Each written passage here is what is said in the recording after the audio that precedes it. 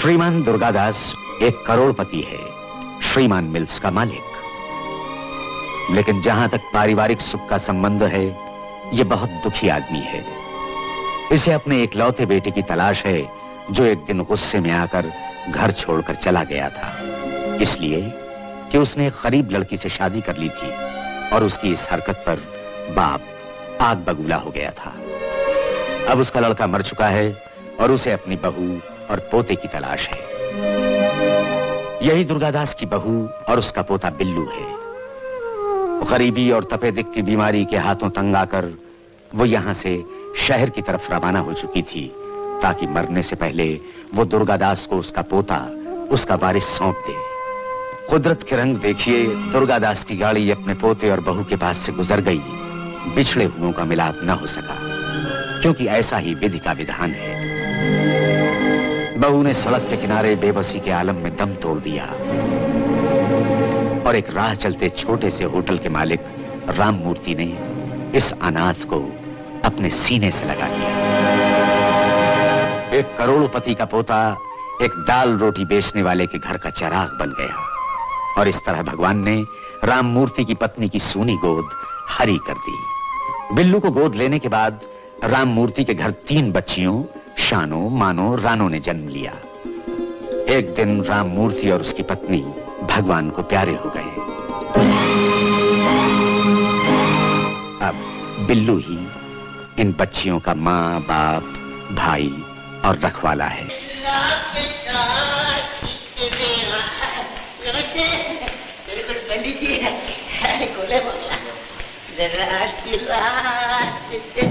खाना पीना मौज उड़ाना, दुनिया से क्या लेके जाना पंडित जी ऊपर वाली प्लेट। बिस्किट किसका भाव?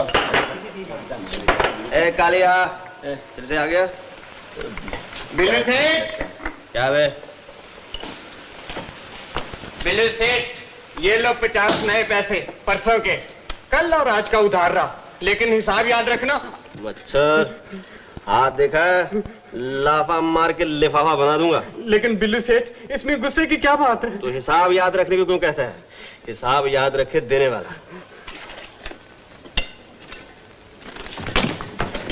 कहाँ जाता है? निकाला है तो अब लेके भी जा, बीवी को दे देना। वाह वाह वाह वाह वाह, संगम होटल ही है जहाँ चाय में मलाई मिलती है, वरना और होटल वाले तो चाय में ब्लॉटिंग पेपर डालकर देते हैं। यहाँ हर चीज शुद्ध मिलती है पंडित चाचा। बाबा कह गए कि बेटे, जिसने खाने में की मिलावट, उसकी दोनों जहां में गिरावट। हमारा कोको कोला। हाँ भाई। स्वर्गवासी राममूर्ति भी महान आदमी था, क्यों ना हो। जैसा पेड़ वैसी छाया, जैसा बाप वैसा बेटा।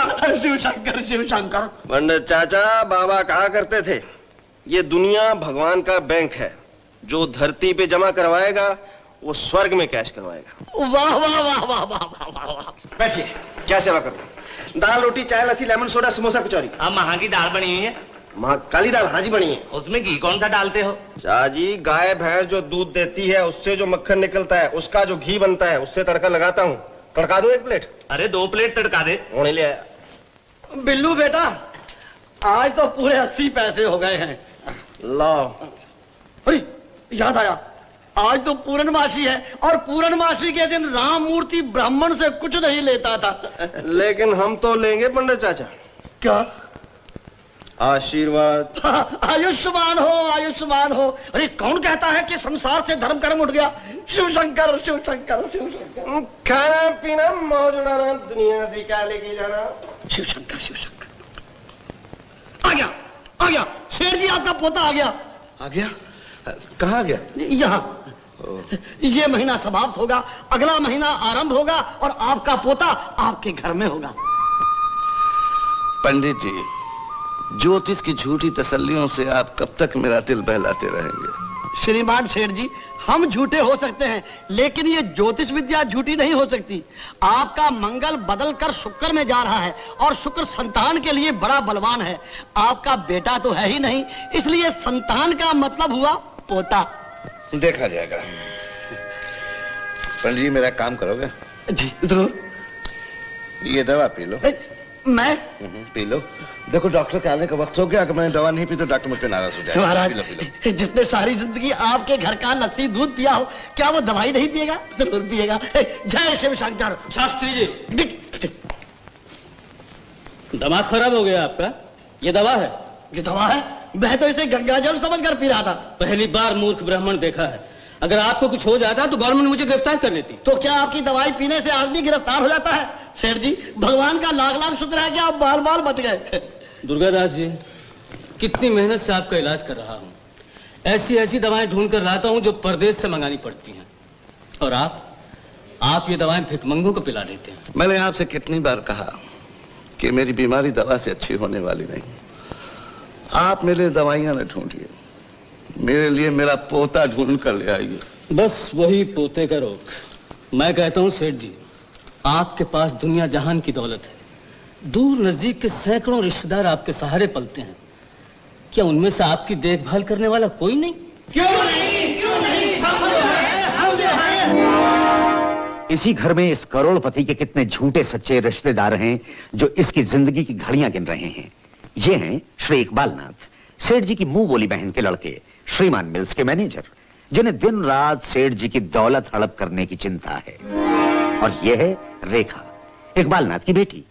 रेखा को अनोखे से प्यार है, लेकिन इकबाल नाथ ने इसे इस उम्मीद पर कुंवारी बिठा रखा है कि अगर एक दिन सेठ जी का पोता मिल गया तो ये इस घर की मालकिन बनेगी। और इस खिचड़ी बालों वाली देवी का नाम है सतवंती, सेठ जी के चचेरे भाई की विधवा लड़की। ये अपने इकलौते बेटे को, जो आधा तीतर आधा बटेर है, सेठ जी की दौलत का वारिस बनाना चाहती है। और ये हैं सेठ जी के वकील श्री रमेश खन्ना, इस चंडाल चौकड़ी के एक और मेंबर, जो तनख्वाह सेठ जी से लेते हैं और मशवरा चंडाल चौकड़ी को देते हैं।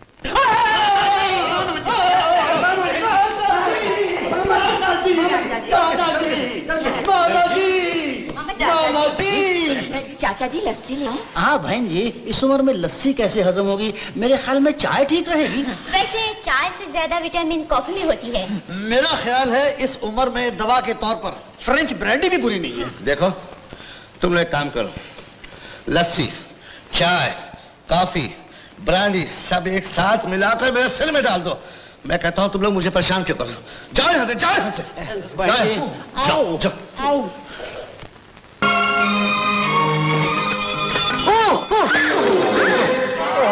हटिए, देख रहे, रास्ता दीजिए। क्या शहर में आंखों वाले भी अंधे होते हैं? नहीं नहीं, शहर में अंधों की भी आंखें होती हैं। अच्छा सूरदास जी। अरे ओ, बेचारी का नाजुक फूल गिर गया। सुनिए, मेरी बात सुनिए।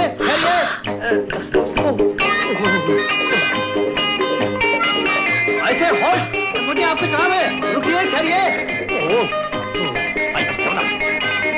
अरे दाल रोटी खाओ, प्रभु के गुण गाओ। लीजिए पंडित जी, स्पेशल चाय और गर्मा गर्म कचौरी। जियो जियो जियो। आज तो एकादशी है, आपका व्रत होगा। अरे सुनो बेटा, एकादशी के दिन हम जजमानों को व्रत रखवाते हैं और खुद खाते हैं।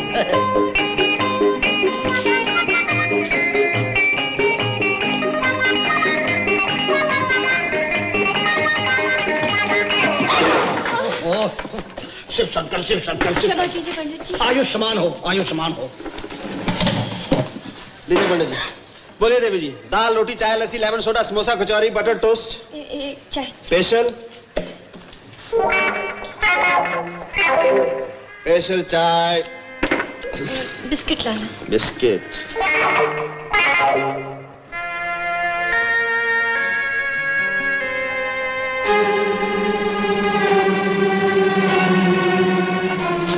बिस्किट।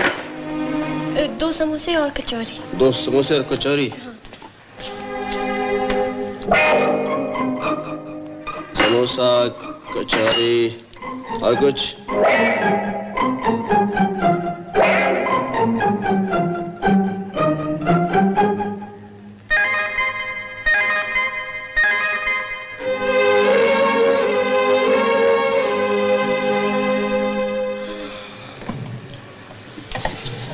क्यों देवी जी, हो गया खाना पीना? अरे ये क्या, कुछ खाना नहीं था तो हर चीज में चिड़िया की तरह चोंच मारने की क्या जरूरत थी? कुछ अच्छा नहीं है। जी देखिए, संगम होटल में हर चीज हर सुबह ताजा आती है। खाने की इच्छा नहीं तो होटल की बदनामी मत कीजिए। नहीं, माफ कीजिएगा, मेरा मतलब है मेरी तबीयत ठीक नहीं है। तबीयत ठीक नहीं तो चाय पी लीजिए ना, पी लीजिए ना।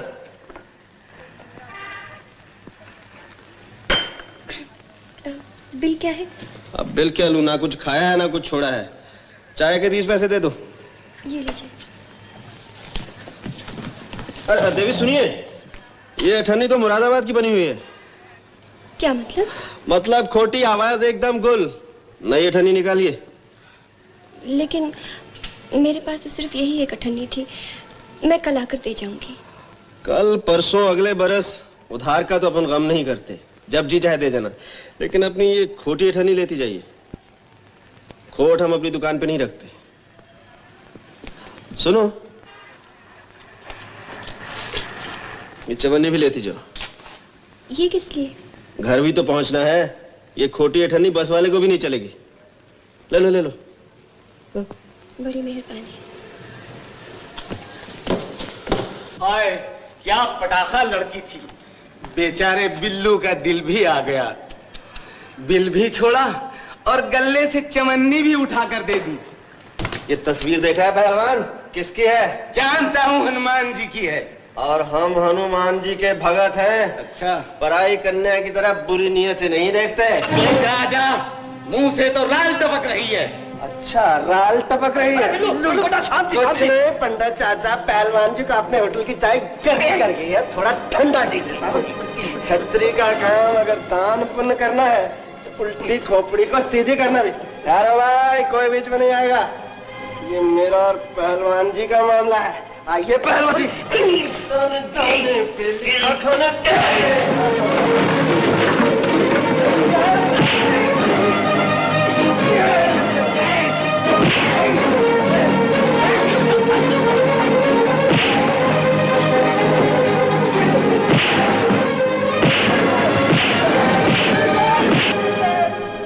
दाल रोटी चाय लस्सी लेमन सोडा समोसा कचौरी। बोल क्या खाएगा पहलवान? कुछ नहीं, मार कर वैसे ही मेरा पेट भर गया बिल्लू से। रब तो माफ। पहलवान, शरीफ आदमियों से ऐसी हरकत नहीं करते। नहीं, दाल रोटी खाओ, प्रभु के गुण गाओ।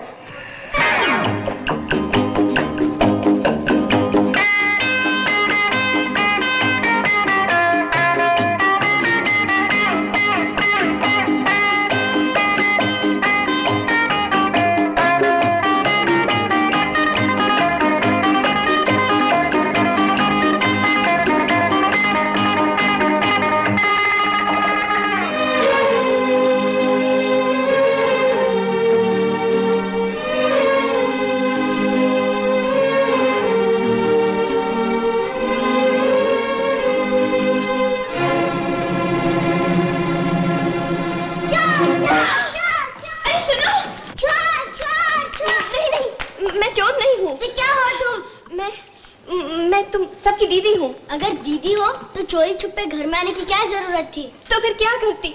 देखो ना, वो बदमाश कब से मेरा पीछा कर रहा है।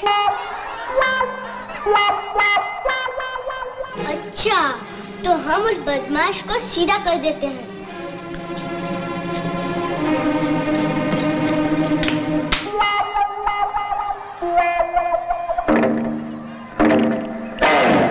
बाबूजी, आपको अंदर बुलाया है। अंदर? किसने? हमारी दीदी ने। दीदी? कौन सी दीदी? जिसके पीछे आप लगे हुए हैं। वो दीदी अंदर है? चलो चलो चलो चलो चलो। आइए आइए। Thank you. अरे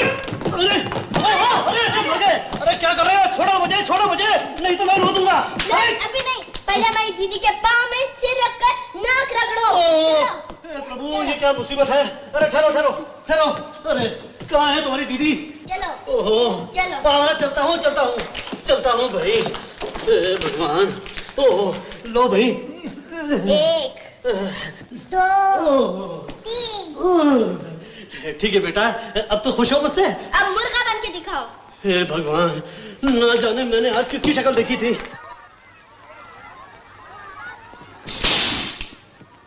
बोल मेरे मुर्गे कुकड़ू कू। बोल मेरे मुर्गे कुकड़ू कू। अरे भाई अब तो मेरी जान छोड़ो। अब आंखें बंद करके सीधा घर चले जाओ। जाता हूँ बाबा जाता हूँ, लेकिन जाने से पहले मुझे अपना काम तो पूरा करने दो।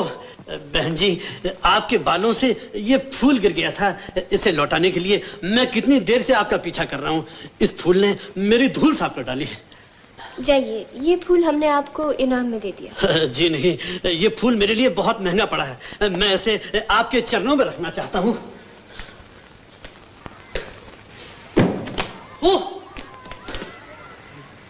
जब मैं साइकिल छोड़ के गया था, मेरा टायर डबल रोटी था, अब ये सूखी चपाती बन गया है। तुम्हारे घर में और कौन कौन रहते हैं? हमारी माँ है, हमारे पिता है और हमारे भैया है। लेकिन वो सब हैं कहाँ? तो सभी आते होंगे भैया। और माता पिता? दीदी, हमारे भैया भी हैं, माता भी और पिता भी। सुबह जगाते हैं, नहलाते हैं, खाना खिलाते हैं और फिर काम पर जाते हैं। अच्छा, तुम्हारे भैया तुम सबसे इतना प्यार करते हैं? हाँ, सानू से इतना और मुझसे इतना। अरे बाप रे, तुमसे इतना?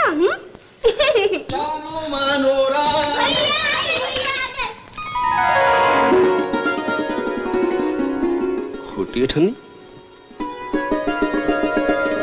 ये खोटी अठन्नी घर पर भी? भैया, एक बुद्धू सा बदमाश दीदी का पीछा कर रहा था। दीदी उससे बचने के लिए हमारे घर में आ छुपी और फिर हम तीनों ने मिलकर उसकी ऐसी पिटाई की जैसे धोबी कपड़े धोता है। अरे मुझे क्यों नहीं बुलाया? मार के लाफा उसका लिफाफा बना देता मैं। भैया, हम भी तो आपकी बहनें हैं, हमने तो उसको मार मार के पोस्टकार्ड बना दिया था। हाँ। अच्छा, छोटकी तूने भी मारा उसे? लेकिन बेटे, तेरे छोटे छोटे हाथ दुखे होंगे, मेरे होते ऐसा नहीं करना चाहिए। भैया, आप भी कमाल की बात करते हो। क्या मुझे बदमाशी कहते? बदमाश जी, बैठ जाइए, भैया भी आएंगे और आपको आके पिटेंगे। अरे तू तो बहुत सियानी हो गई है। क्षमा करना, मेरी वजह से बच्चियों को तकलीफ उठानी पड़ी। तकलीफ उठानी पड़ी? खामखा बेचारी बच्ची को मुसीबत में डाला। तुम्हारे हाथों में मेहंदी लगी थी, निपट लेना था उस आदमी से। क्या करूं, कभी जिंदगी में किसी पर हाथ उठाए नहीं, हमेशा मार ही खाती रही हूँ। तुम्हारी कुंडली में ऐसा लिखा होगा। शक्ल से तो देहाती पंछी लगती हो। हाँ, नासिक से आई हूँ। अजीब लड़की है। लोग तीर्थ करने बंबई से नासिक जाते हैं और तुम नासिक से बंबई चलिए। ठहरी कहाँ हो? किसी भी धर्मशाला में रात काट लूंगी। क्यों जी? ये घर किसी धर्मशाला से बुरा लगता है तुम्हें? लेकिन मैं तो आपके लिए पराई हूँ। तो मैं तुम्हें कौन सा अपना बनाने वाला हूँ? सुनो लड़की, ये बंबई शहर है, यहाँ लोग दिन में लड़की गोल कर देते हैं और अब तो रात होने वाली है। आज रात यहीं काट लो, कल सुबह अपना बिस्तर बोरिया गोल करके जहां जी चाहे चली जाना। समझ गई ना? वाह वाह वाह वाह, क्या सर हिलाती है। खाना वाना तो खाओगी? ये पंखे की तरह मुंडी क्या हिला रही है? अरे हाँ करनी है तो मुंडी ऊपर से नीचे करो यूं। मारती मक्खी पे मक्खी। दीदी मक्खी मारती है। ऐसा करो, तुम खोटी अठन्नी से बैठ के बातें करो और मैं तुम्हारे लिए भोजन तैयार करता हूँ। अच्छा।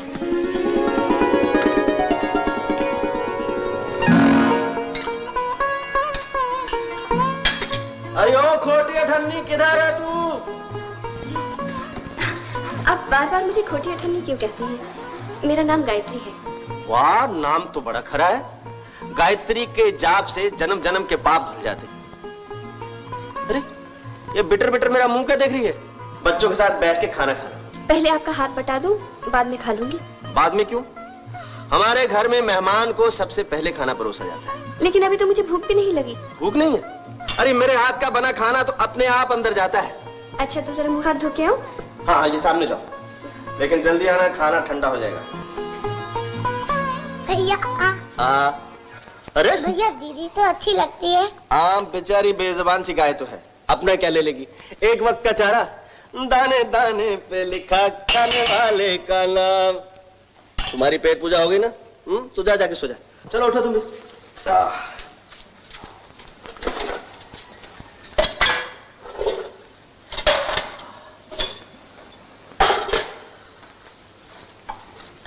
क्यों कड़ी क्यों? बच्चे कहाँ गए? अरे इतना छोटा सा तो पेट है बेचारों का, 2 निवाले खाए और गए तुम अपने बिस्तर में। तुम भी शुरू हो जाओ। देखो शर्म वरम मत करना, ये मेरा होटल नहीं घर है। अच्छा इतनी जल्दी तुमने इतना सारा खाना बनाया? तो क्या बचपन से झक मारता आया हूं मैं? 24 घंटे खाना ही तो बनाता हूं। लेकिन देखो कोई नुक्स वुक्स मत निकालना। इतना अच्छा खाना तो मैं पहली बार खा रही हूँ। तो क्या घर में भूख हड़ताल कर रखी थी? तुम्हारी माँ तुम्हें अच्छी तरह खाना भी नहीं देती थी? अगर माँ होती तो फिर रोना किस बात का था? तो तुम अनाथ हो? सगी माँ मर गई, पिता और सौतेली माँ है। सौतेली माँ का सलूक तुम्हारे साथ अच्छा नहीं होगा। जी, जब से पिताजी ने दूसरी शादी की है वो जोरों के गुलाम बनकर रह गए हैं। पिताजी ने मुझे किसी न किसी तरह पढ़ाया लिखाया, लेकिन सौतेली माँ ने मुझसे बगैर पूछे किसी बूढ़े से मेरी शादी ठहरा दी। भाग्यवान, तुम कुछ भी कहो, लेकिन मैं अपनी पढ़ी लिखी बेटी का हाथ एक अधेड़ उम्र के आदमी के हाथ में कभी नहीं दूंगा। पढ़ी लिखी है तो क्या हुआ, उसे कौन सा गवर्नर बनना है? ये भी तो सोचो, गंगाराम 20,000 रुपए भी तो दे रहा है। राम राम राम, कन्या को बेचकर अन्न खाने से तो भूखों मर जाना अच्छा है। उस रुपए से हमें पेट नहीं भरना है, उसकी दूसरी बहन की शादी हो जाएगी। तुम्हें तो बस अपनी बेटी शांति की चिंता है। गायत्री सौतेली जुठहरी, शांति के लिए स्वर्ग खरीद कर गायत्री को क्या नरक में भेजोगी? बस हर बार इसी हथियार से तुम मुझ पर हमला करते हो। माथा फूट गया मेरा जो मैंने तुम जैसे घिसे पिटे आदमी से शादी की। शांति की माँ, मुझे समझने की कोशिश करो। बहुत समझ लिया, मैंने गंगाराम को वचन दे दिया है। वचन देने से पहले क्या मुझसे पूछा था? मुझे जहर दे दो या खुद गले में फांसी डाल लो, मगर मैं गायत्री की जिंदगी बर्बाद नहीं करूंगा। ये बात उस वक्त सोचनी थी जब सेहरा बांधकर मेरे घर आए थे। मेरी जिंदगी तो बर्बाद कर ही दी ना। एक से एक अच्छा रिश्ता मेरे लिए मौजूद था। अब नाचो टापो जलो भुनो कुछ भी करो, मैं कल सुबह गायत्री की सगाई गंगाराम के साथ करके छोड़ूंगी।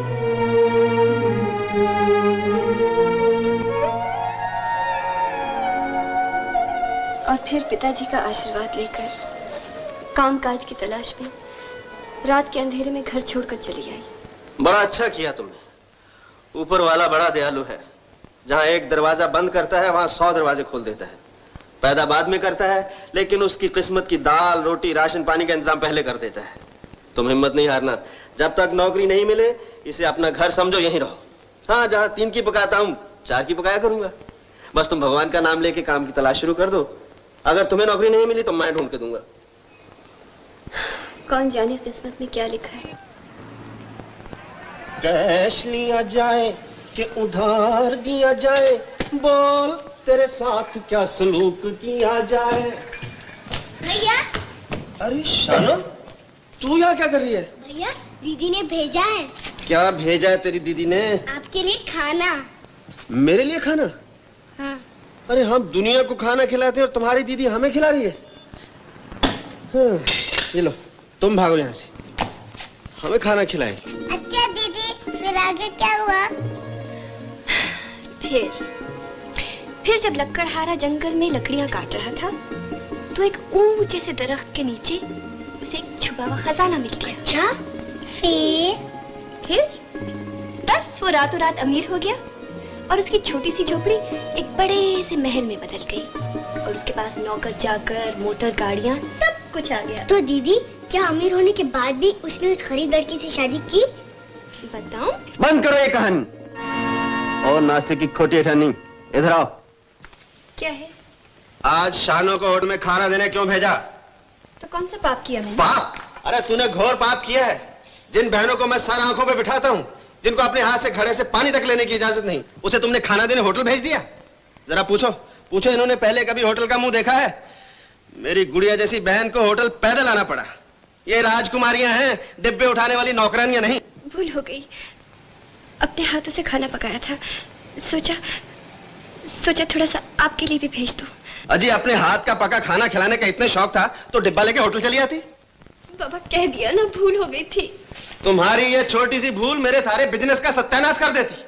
लोग तो यही कहते कि बिल्लू के होटल का खाना मिट्टी के तेल में बनता होगा और अपने लिए घर से असली घी का खाना मंगवाता है। हम जो दुनिया को खिलाते हैं वही खुद खाते हैं।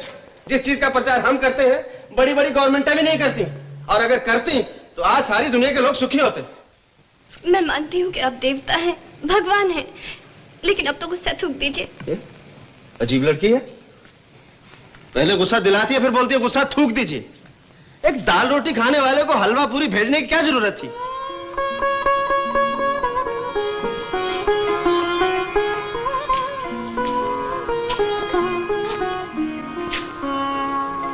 लो,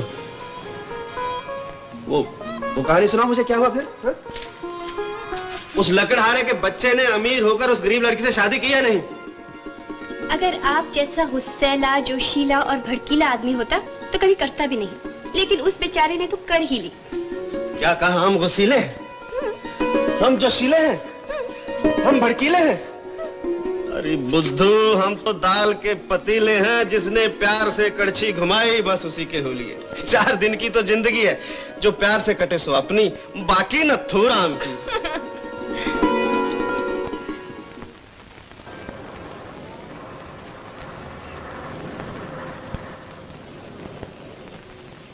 सेठ दुर्गादास प्रोप्राइटर श्रीमान मिल्स। माफ करना। आप?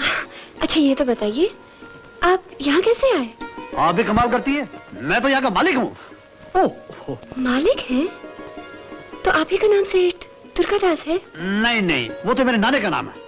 नाना? हाँ नाना, वो मेरी माँ की सौतेली बेटी के सगे लड़के की सौतेली मासी के बेटे, जिनका नाम सेठ दुर्गादास है, यानी कि मेरे नाना। हाँ? और मैं उनकी जायदाद का इकलौता वारिस हूँ। I am the whole and sole of the नाना।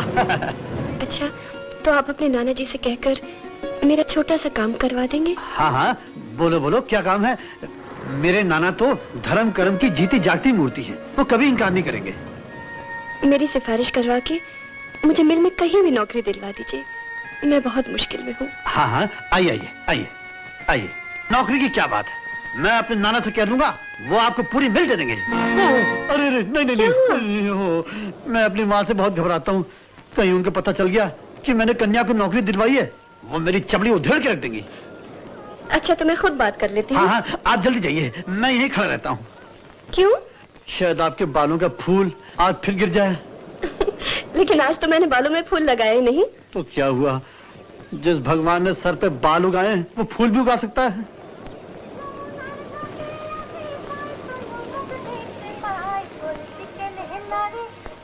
नाना जी, आपकी कॉफी और दवा रखी है, पी लीजिए। मैं फिल्मी गानों का प्रोग्राम सुन रही हूँ।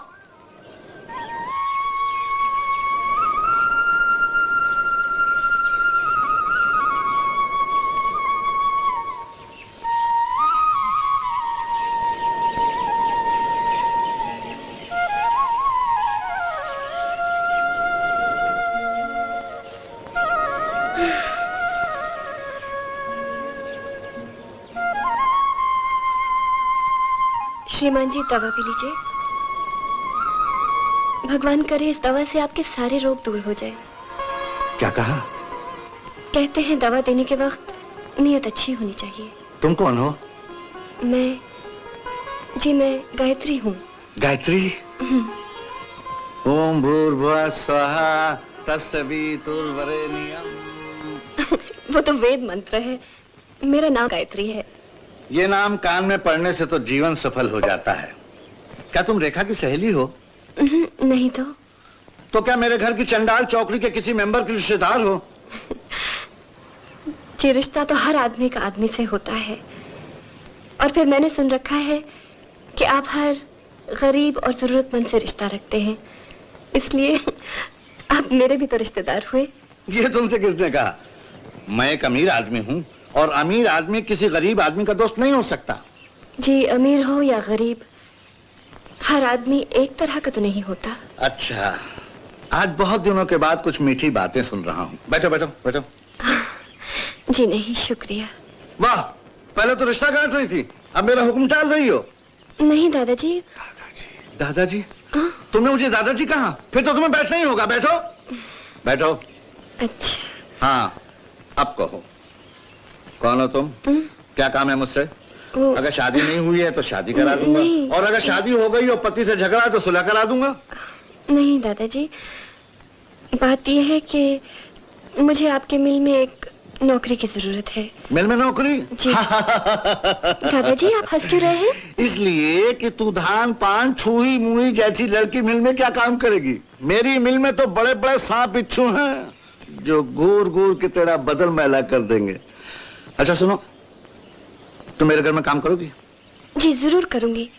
मुझे चूल्हा चौका घर की सफाई देखभाल सब कुछ आता है। हरी पगली, घर की सफाई के लिए मैंने दर्जनों भर्ती करके रखे हैं। तू मेरी सेक्रेटरी होगी। हाँ? वक्त पे मुझे दवा पिलाएगी, वक्त पे खाना खिलाएगी, वक्त पे सुलाएगी, वक्त पे जगाएगी। ये काम होगा तुम्हारा। जी मुझे मंजूर है। हाँ, अब मेरा बुढ़ापा सुधर गया। अच्छा, आज से तुम्हारी नौकरी शुरू, और सबसे पहले तुम्हारा काम ये है कि आधी काफी मेरे लिए बना और आधी काफी अपने लिए।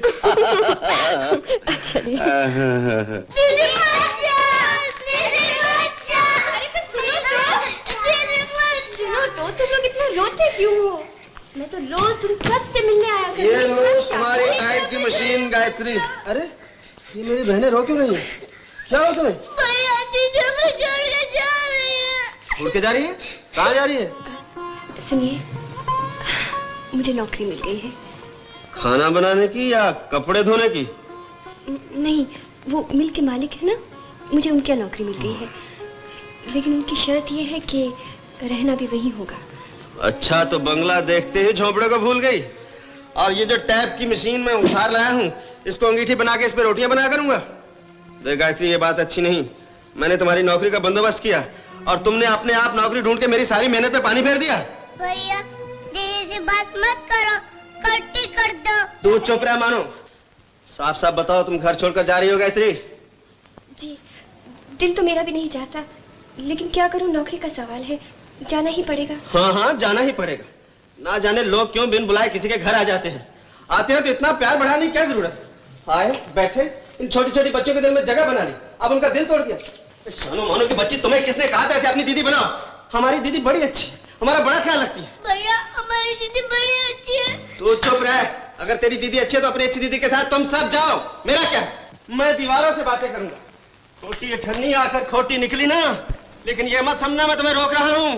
दिल का सच्चा आदमी हूँ, सच्ची बात कहता हूँ। तुम्हारे चले जाने से कोई आसमान नहीं टूट पड़ेगा, कोई आफत नहीं आ जाएगी। हाँ, इतना जरूर होगा, ये बच्चियां तुम्हारी याद में रो रो कर घुल जाएंगी। इनका दुख देकर मैं होटल बंद कर दूंगा, होटल बंद करके यहाँ बैठ जाऊंगा। होटल बंद हो गया तो मजदूर भूखे मरेंगे, मजदूर भूखे मरेंगे तो मिल बंद हो जाएगी, और तेरा वो सेठ कंगाल होकर रह जाएगा।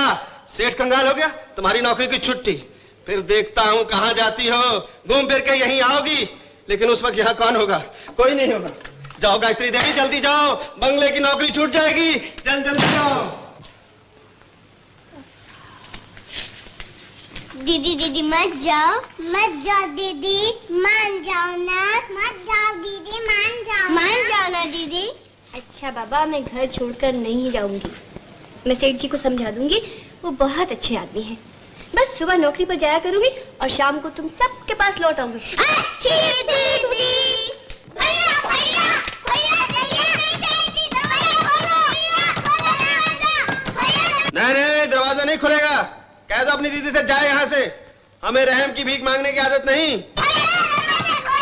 नहीं, हम नहीं मानेंगे। हम जिद के बड़े पक्के हैं। एक दफा बिगड़ गए नहीं मानेंगे, नहीं मानेंगे, नहीं मानेंगे।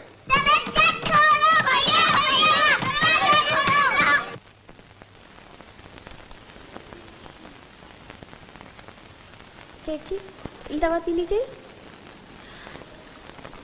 मैं आपके लिए दवा लाई हूँ, पी लीजिए ना। नहीं नहीं, दवा बहुत कड़वी होती है। मुझे तो जिंदगी में मिठास की जरूरत है। देखिए, आप इनकार नहीं कर सकते, पी लीजिए, नहीं तो मैं नौकरी छोड़कर चली जाऊंगी। अरे सुनो सुनो गायत्री, सुनो, तुम नौकरी छोड़कर चली जाओगी? हाँ, फिर तो पीनी ही पड़ेगी। गायत्री, बात यह है कि इस घर में हर कोई मुझ पे हुक्म चलाता है। तुम तो जरा मुझसे प्यार से मेरी मिन्नत समाजत करके मुझे दवा पिलाओ। राजा बेटा, जिद नहीं करते, बुरी बात, देखो दवा पी लो। मैं तुम्हें ट्राइसाइकिल दिलाऊंगी, सर्कस दिखाऊंगी। नहीं नहीं नहीं, ऐसे नहीं, मैं कोई दूध पीता बच्चा हूँ। तो फिर कैसे? हाँ, कहो दादाजी दवा पी लीजिए। मैं जानती हूँ आपका मन दादा का शब्द सुनने के लिए तड़पता रहता है। अच्छा दादाजी, दवा पी लीजिए। क्यों नहीं क्यों नहीं क्यों नहीं। Very good very good. जो काम अपने ना कर सके वो एक नर्स ने कर दिया। आज मेरी मेहनत सफल हो गई। डॉक्टर, ये नर्स नहीं, गायत्री है, मेरी सेक्रेटरी। अगर ऐसी सेक्रेटरी आपके पास एक बरस पहले आ जाती तो आज आप सोफे पर बैठने की बजाय बॉक्सिंग कर रहे हैं। लड़की, जरा दीदी खोल के चलो। अरे चल। देखे बगैर चलती है। चाचा जी, मैं तो सिर्फ ये विनती कर रही हूँ कि हमारे होते हुए ये जवान रोग आपने कहाँ से पाल लिया। अनोखे बेचारा तो तकिए में मुंह डाल डाल के रोता है कि नाना जी उसे सेवा का मौका ही नहीं देते। आखिर आप ही का खून है, आपका राजपाट भी तो उसी ने संभालना है। सतवंती, लेकिन ये राजपाट की बात मेरे सामने मत किया करो। चाचा जी, बहू बेटियां बाप ससुर की दौलत पर नहीं अकड़ेंगी तो और किस पर अकड़ेंगे? जमाने की नजर बहुत बुरी होती है। आप जितनी जल्दी अनोखे को कानूनी तौर पर गोद ले लेंगे उतनी ही जल्दी जमाने का मुंह बंद हो जाएगा। फिर वही गोद लेने की बात। रेडियो भी बदल बदल कर रिकॉर्ड बजाता है, लेकिन तुम वही एक रिकॉर्ड बजाओगी। अगर तुम कहो तो मैं तुम्हें लिख के दे दूं कि मैं इतनी जल्दी मरने वाला नहीं। हाय हाय, कैसी बातें कर रहे हैं आप? मरे आपके दुश्मन। क्यों अपने आप को गाली दे रही हो? जी जाओ, तुम्हारे पान खत्म हो गए। जी। दौलत जी, ये सब खाना किसके लिए? सेठ जी के लिए। सेठ जी के लिए? अच्छा जरा देखूं तो। उफ, छटाक भर बैगन में पाव भर लाल मिर्च, दाल में काली मिर्च और पुलाव में हरी मिर्च। आखिर तुम्हें सादा खाना पकाने के लिए क्या तकलीफ होती है? बीबी जी, सादा खाना बनाकर सतुंती माई का भाषण कौन सुनेगा? सच कहते हो दौलत, मिर्च के बगैर खाना ऐसे होता है जैसे चांद के बगैर पूर्णमासी की रात, कोयले के बगैर इंजन और पानी के बगैर कुआं। आप बड़ी खुशी से लाल, काली और हरी मिर्च खाइए, लेकिन सेठ जी को मिर्च मसाले से डॉक्टर ने बिल्कुल मना कर दिया है। अरे भाड़ में गए आजकल के डॉक्टर, आ जाते हैं गले में टूटी लटका कर। दौलत जी, अच्छी तरह से सुन लो जी। सेठ जी के लिए मूंग की खिचड़ी, उबली हुई सब्जी, दही और एक नींबू जल्दी से काट के लाओ। आज मुद्दत के बाद घरेलू खाना खाया है। ऐसा जान पड़ता है कि इस खाने को किसी भाग्यवान का हाथ लगा है। चाचा जी, आज खाना मैंने खुद बनाया है। ये नौकर लोग न जाने रोज आपको क्या अलगम बलगम खिला देते हैं कि आपके चेहरे पे रौनक आने का नाम ही नहीं लेती। दाल चावल मैंने खुद अपने हाथों से साफ किए, जीरा मसल मसल के बघारा है। ए लड़की, तू क्या हंसे जा रही है? हंसो बेटी, हंसो। सतवंती जी। रोते को दिलासा देते हैं लेकिन हंसते होकर नहीं रोकते, समझी? जी। दादाजी चलिए, अब आप आराम कीजिए। चलो दादाजी चलिए आराम कीजिए। गायत्री जी दादाजी। आज पहली तारीख है ना, घर के नौकर चाकरों की तनख्वाह देनी है। ये लो चाबी। लाइए चाचा जी। सतवंती, अब मैंने ये काम गायत्री को सौंप दिया है। कितने बरसों से चाबियों का बोझ तुम उठाती चली आ रही। लेकिन चाचा जी, अब तुम्हारी उम्र आराम करने की है। अपने पान छालिए का खर्च भी गायत्री से ले लिया करना। ये लो बेटी। लेकिन दादाजी, मैं तो ये भी नहीं जानती कि इस घर में किसकी क्या तनख्वाह है। मैंने खन्ना साहब को बुलवा भेजा है, वो तुम्हें सब समझा देंगे। सेठ जी, आपने याद किया, मैं हाजिर हूँ। हाँ खन्ना साहब, आज से हमारी होम मिनिस्टर गायत्री है। आज पहली तारीख है। नौकर चाकर दरबान माली किसकी क्या तनख्वाह है, इन्हें सब समझा दीजिए। बहुत अच्छा, आइए। नए वजह की मुबारक हो। भगवान करे जिंदगी में हम एक दूसरे के काम आते रहे।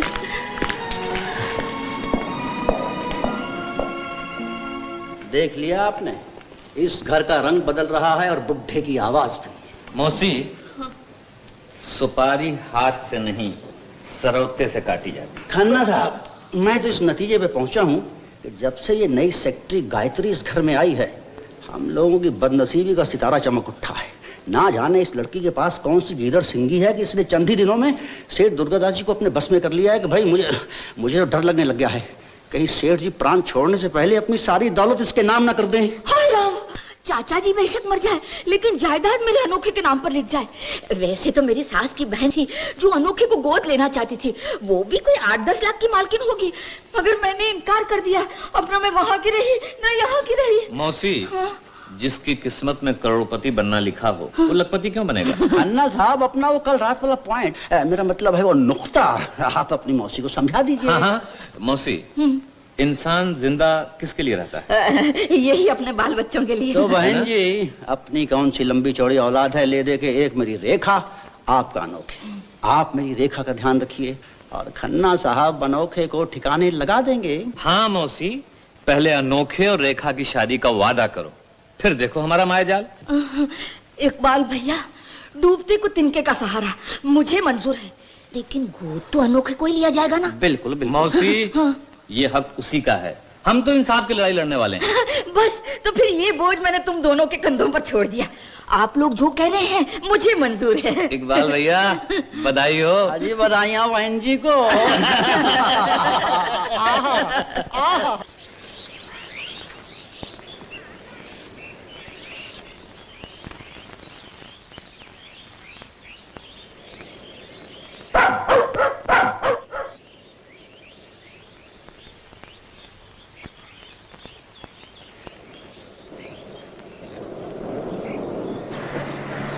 बुढ़े बाबा, अरे बहरा है? माली है इधर का? हाँ? अरे तू माली है इधर का? हाँ, माली।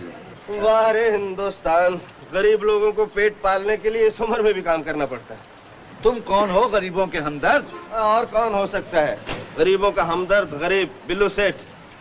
क्यों बाबा, कोई बाल बच्चा नहीं है तुम्हारा जो बूढ़ी हड्डियों को रगड़ रहे हो? 60 से कम उम्र नहीं होगी तेरी। ये सेठ पगार क्या देता है तुम्हें? 25 रुपए महीने और एक वक्त की रोटी।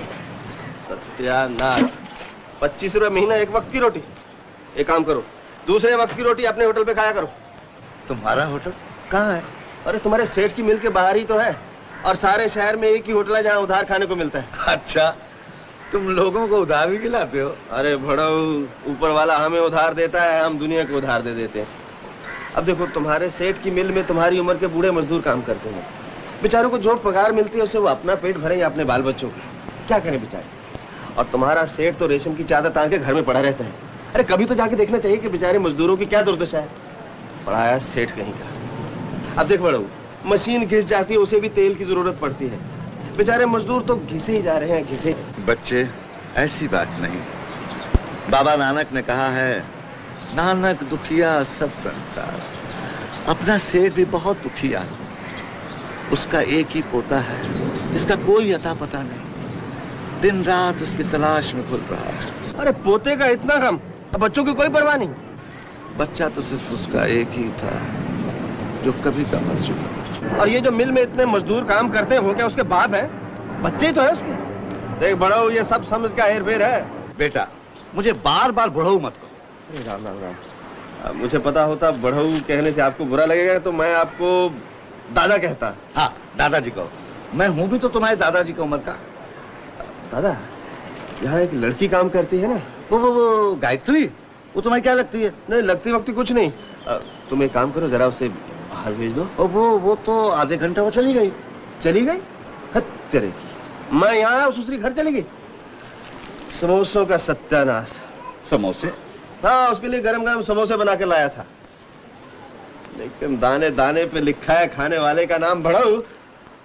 नहीं दादा, ये तुम खाओ। है वाह वाह, बहुत दिनों के बाद असली घी का समोसा देखा। पसंद आए तो सुनो, सोमवार बुधवार शनिवार 3 दिन अपने होटल पे समोसे बनते हैं। बुढ़े खूंसट से आंख बचा के आके खा जाएगा। लेकिन तुम मुझसे पैसे तो नहीं लोगे? कमाल है, 25 रुपए की तुम माली, क्या नंगी नहाए क्या निचोड़े। और फिर दादा कहा है तो पोता बन के निभाऊंगा भी। और संगम होटल को अपने पोते का होटल समझना। जयराम जी की दादा। जयराम जी, जयराम।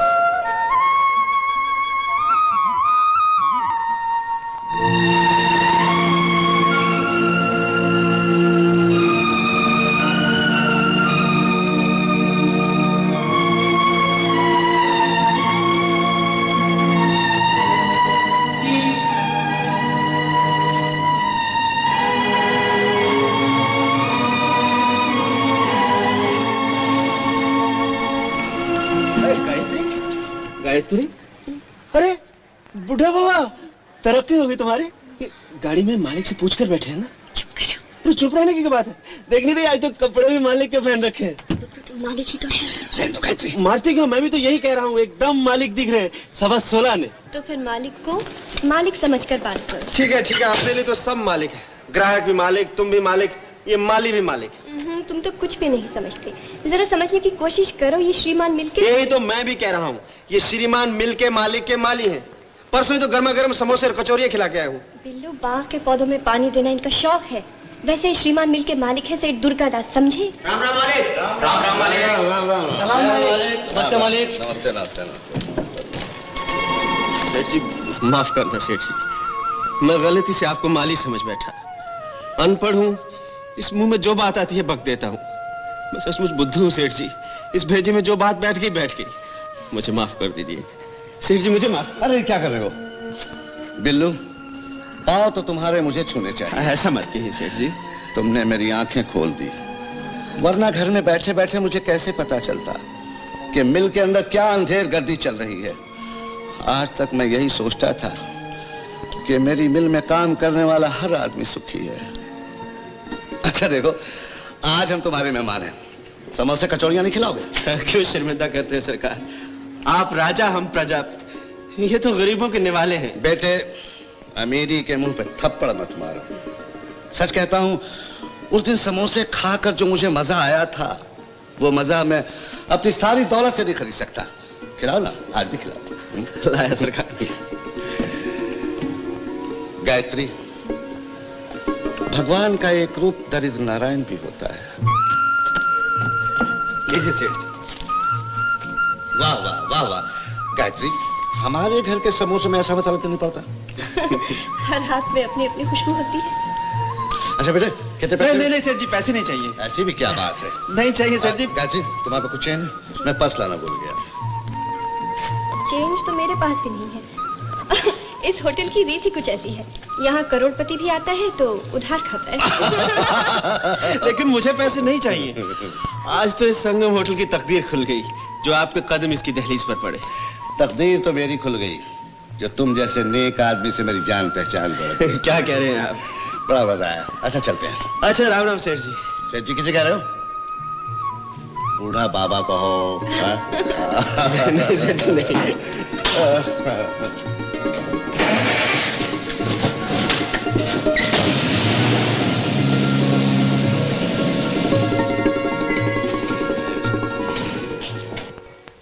बिल्लू, ये लो हमारा 6 महीने का हिसाब।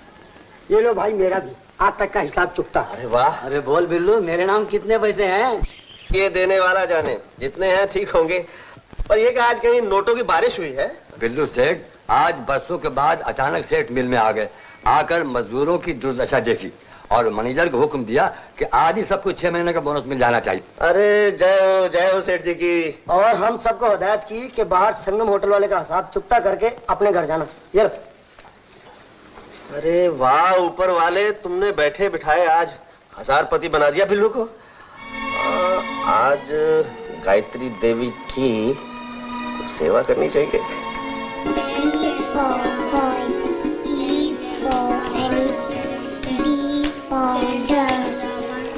ए शानो मानो रानो, देखो मैं तुम्हारे लिए 3 टिकटें लाया हूँ पिक्चर की। कौन सी पिक्चर लगी है भैया? अरे बड़ी अच्छी पिक्चर लगी है, क्या नाम है उसका? ब्रह्मचारी।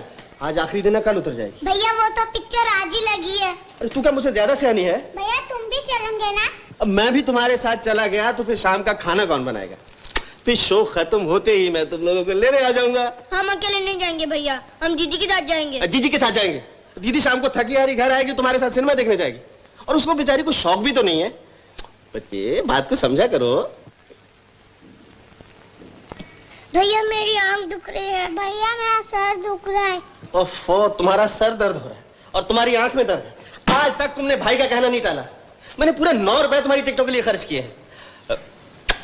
मिली मुनिया, तू पिक्चर देखेगी ना तो तेरी आंख ठीक हो जाएगी और तेरा सर भी ठीक हो जाएगा।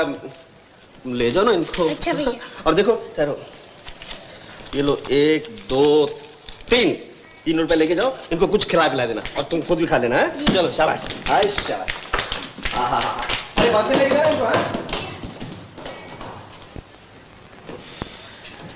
कभी कभी भेजा खा जाती है।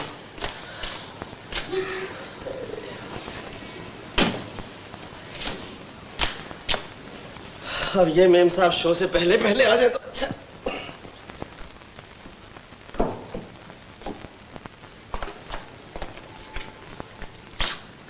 अरे आज घर सुना सुना सा क्यों लग रहा है? सुना सुना क्या लग रहा है? आप आए, बाहर आई। हाँ? पर वो शानो मानो रानू सब कहाँ हैं? बेचारी सारा दिन घर में बंद रहती हैं। आज मुझसे पूछ के वो सड़क के पार जो बाग है ना, वहाँ घूमने चली गई। मैंने बहुत कहा तुम्हारी दीदी आएगी, तुम्हें घुमा लाएगी, और बच्चों की जिद के सामने तो भगवान भी हार जाता है। ये इधर उधर क्या देख रही हो? मैं तुमसे बात कर रहा हूँ। सुन तो रही हूँ। सुन क्या खाक रही हो? हमारी तरफ तो तुम कभी ध्यान ही नहीं देती। जरा इधर देखो, आज हम कुछ बदले बदले नजर नहीं आ रहे। जैसे आप कल थे वैसे ही तो आज भी हैं। तुम्हारी आप मुझे बहुत खलती है। जब देखो आप मैं कोई पुलिस का ऑफिसर हूँ, दाल रोटी बेचने वाला सीधा साधा इंसान हूँ। जरा मुझे तुम कहकर बुलाया करो। देखिए आप फिर आप उफ। जब तुम मुझे आप कहती हो ना तो ऐसे लगता है जैसे मैं तुम्हारा मौसा या फूफा हूँ। क्या उम्र क्या होगी तुम्हारी? मेरी 22 बरस। 22 बरस और अपनी 27 बरस। अब 5 साल का फर्क तो होना ही चाहिए। कैसी बहकी बहकी बातें कर रहे हैं? बहकी बातें? क्यों? क्या कहा है मैंने? इस पैकेट में क्या है? किस पैकेट में? वो जो पीठ के पीछे। अरे ये मेरी एक भांजी है, मैं उसके लिए साड़ी लाया था। तुमने तो कहा था तुम्हारा कोई रिश्तेदार नहीं। अब ये भांजी कहाँ से आ गई? नहीं है एक मेरी मुंह बोली बहन है, उसकी बेटी की बात कर रहा हूँ। अच्छा तो जाके उसको दियो ना। गायत्री, दरअसल बात यह है कि मैंने आज तक किसी जवान लड़की के लिए कभी कपड़ा नहीं खरीदा।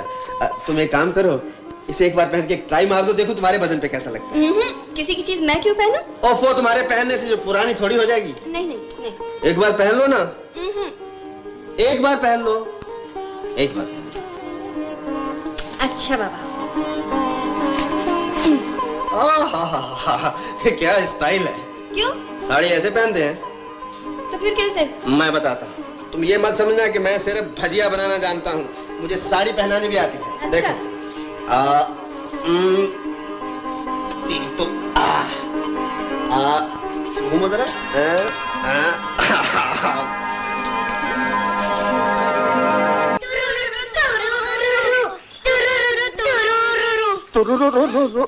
अरे सिनेमा क्या खत्म हो गया? भैया अभी तो शुरू हुआ है। भैया ये लो टिकटें। सिनेमा? अच्छा मुझसे भी झूठ और बहनों से भी झूठ? हाँ कसम से जिंदगी में पहली बार चोरी की थी, वो भी पकड़ी गई। बुद्धू हो ना, इसिक विसिक तो करना नहीं आता। हर किस्म की दाल गला लेता हूँ, पर ये दाल नहीं गल सकी। भाइयों जी भर के खाना, जितना ज्यादा तुम खाओगे उतनी ही मेरे पिताजी की आत्मा प्रसन्न होगी। बिल्लू सेठ, धन्य है वो बाप जिसका बेटा ऐसी धूमधाम से उसका श्राद्ध मनाता है। हमने तो उस महापुरुष के दर्शन ही नहीं किए। जब मैंने उनके दर्शन नहीं किए तो आप कैसे कर सकते थे? मैं छोटा ही था जब मेरे माँ बाप गुजर गए। बस उनकी एक निशानी, एक तस्वीर बाकी रह गई है। तस्वीर? कौन सी तस्वीर? मैंने तो कभी नहीं देखी। अरे तुमने नहीं देखी वो तस्वीर? मैंने अलमारी में रखी हुई है। चलो ना मुझे दिखा दो, मैं भी उनके दर्शन कर लूं। अभी इस वक्त? हाँ चलो ना, चलो। आओ। बेटा लड्डू देना।